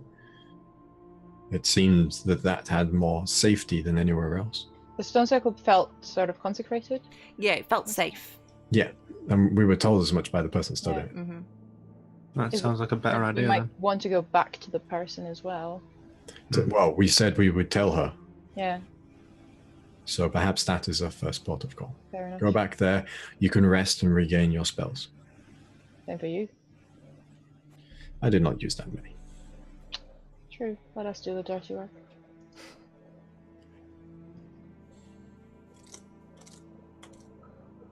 All right. Let's Alright. get moving back to the So stone. you make your way back to the stones, and the swamp seems eerily quiet now. You'd heard on your way to the center of Bearers, you'd heard like the sounds of movement, stuff in the murky waters, and you'd hear the odd groan and creak around you. You could never quite pinpoint where it was due to the nature of the swamps. The sound just echoed from all around you. But before long, you make your way back to the stones and you see, oh God, what's her name? You see the woman stood in them still, and she's looking out towards Beres, waiting for you. Yeah, loud typing. Lydia. Oh, sorry. Muriel, that's her name, Muriel. Wave hello to Muriel. She says, oh, it's so good to see you. She's dead. I hold up the head because I probably would have still had it not in the circle. If you could leave that outside, please. Mm-hmm. Thank you. Toss it to the side. So I can report to the Montacoves that she's gone. Yes, but also report to the Martikos that Strahd knows about them. And about Arena. How? Why? We found a were-raven. One on Strahd's side. Yes, I was not aware. Looked like a Vistana. Neither was I. I thought we were... The raven seemed to spy on everything for Strahd. But... You've seen What? Danica. Yes. That's why I thought she could be trusted. She? No. I don't... Not I Danica. I believe that this one was acting outside. I don't think Danica is with Strahd. She would not have helped us. What was this one's name?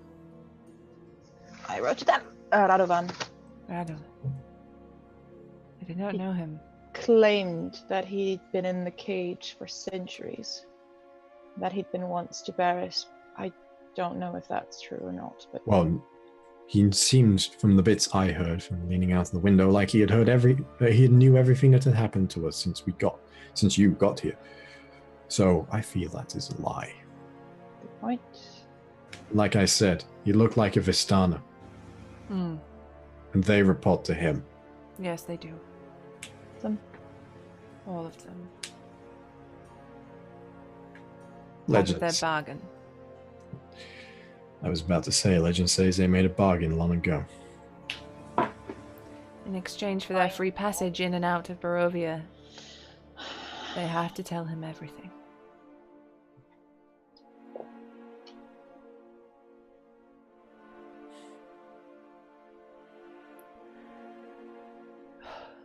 So she's dead. She is. And the hut is not working anymore, also it seems. She controlled that's it by good. some form of amulet. Hmm. We found a babe within there. A child. It seems normal, save for its red eyes. It is not a fiend or a undead or monstrosity of any sort. Do you have it? Mm-hmm. Point at Meryl, because I think Meryl has it. I just like show the head of the baby. She looks at it and she kind of, you know, like that thing adults do when they sort of like brush the baby's cheek with their finger. And she looks at it and pulls away. That's bad tidings. What does it mean? I'm not sure, but it's not good. But now it is just a babe. What do you intend to do with it? Meryl here is collecting them.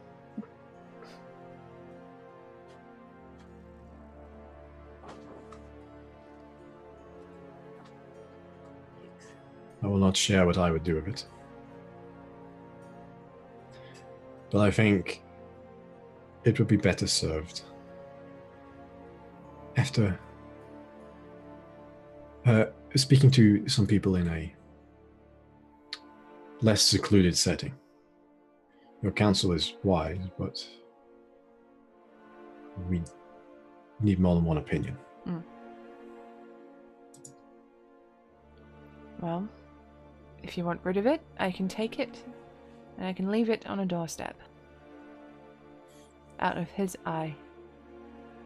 Is anything out of his eye? It is fairly distinguishable. That is true. Not the first child or person we've seen with strange traits, though. I believe the person that you supposedly killed in Valaki, Izek, had such a strange feature, but with an arm rather than eyes. Mm-hmm. And you've got that funky shadow. A gesture to the shadow. Shadow's normal again? Yep. You had that funky shadow. Like I said, I made a bargain. Bargain that is now over.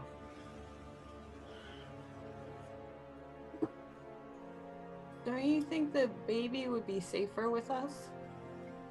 Probably not, since we You keep realize coming what up we're against a lot of danger.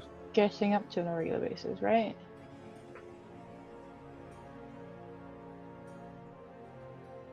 But we're more equipped to protect it than somebody else. Or if it has to come to that, more equipped to kill it. I would like to find out what it is in the first place. There's no magical quality to it, as far as I can tell.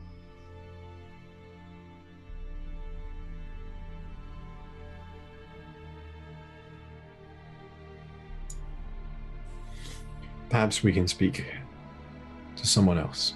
Perhaps there are people in this land that would know. Perhaps. For now, you all look terrible. I don't feel so bad. Grand scheme. You say you've got like blood pouring out of your head from where you got hit by a big stone. I'm still standing by it. I'm standing by it. Can I, if the blood is in the back of his head, can I just ensure Just to like, yeah. Just do it and then just like warp in. It's fine. And I say that as a druid. It's fine. You should rest, though. As I said before, these stones will keep you safe. I will deliver the message to the Martikovs. Be careful. I'll be extra vigilant now. So, where are you going in the morning? Can I insight check her as well, just to be sure, because Yep. now I'm paranoid. 17. I think 25. 25. She's been completely honest and open with you. She's very perturbed. The baby thing really threw her off. This is like a spanner in the works that she did not expect. But she's been completely open and truthful with you guys. So where are you intending to head in the morning? Happy? No, the No, party. you're- Not Oh, the Muriel. party. Oh, no, yeah, sorry. I will. Well, we need to see what all that Vistani noise about the kneeling woman is about. Lord of the Marsh, kneeling woman. I want to see that statue. And then you intend to go to the temple? That was the deal, right? I think we have a dungeon to break into also. And I believe this is where our paths diverge. Good luck. Oh, well, bye. Bye. And I'm going to turn around and leave right now. I'm on almost full health. I've got almost all the spell slots. All right. You watch as Volgus waves goodbye, turns around, and begins walking away. I'd like to try and ping a little pebble off his back as he leaves. Give him- Not like maliciously, just ping one off his shoulder. Okay, Volgus, you feel a tiny little ping in your back as you walk. Pebble hits you between the shoulder blades. Just call out, "Don't die!" Why do you care? Well, he's got his shadow back now. At least maybe he might brighten up. You watch Volgus walk. He makes it about 10 more steps before he drops to his knees and falls to the ground. That rush straight over. Same. You roll him over. His face is blank. His eyes staring upwards. You jinxed it. I turned to catch it. I did not throw that hard. You jinxed it. Told him not to die. He died. Yep. Probably to do with Tell me not to die. I mean, You already have. yeah, that's fair. I kind of just like hold him a little bit. Just like, I kind of want to just look and crouch. It's like waiting who's going to loot him first. I wasn't even thinking of that. Wait, he took that flute and died? Yeah. Apparently. Didn't even play it off.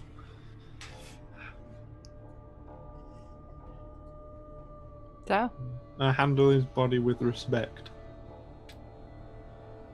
I just stand there trying to understand the situation. yeah, Meryl, as far as you're aware, he just started walking and just dropped. No, in fact, as far as you're aware, Kerchak killed him with a pebble. Yeah. I no longer trust Kolchak. So, you kneel there over the body of Volgus. He just dropped. Still lifeless. His face seemingly at peace. A small smile toying at the corners of his mouth. So we'll end the session for tonight. Well.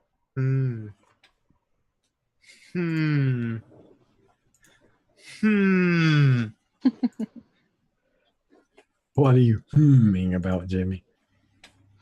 I don't know. So here lies Volgus Avahol. Pyromaniac Cleric. Puritanical Cleanser. Sounds alright. That's what we would put on his gravestone, but he's not going to get a gravestone. Oh, wow. Wow. I'm not going to take the can't take time him to do back. that. Might bury him. That's best. We'll get a headstone maybe, but I'm not carving anything on it. So No, that's another bike club. You managed to not die fighting Baba Lysaga. Congratulations. Yay. You did it. You've got a new baby in the party. That's fun. Collecting children. I didn't mean this campaign to get to be like a children gachapon game, but here we are. Every other session, it's a new child for Meryl, It is. Yeah. who really should not have children.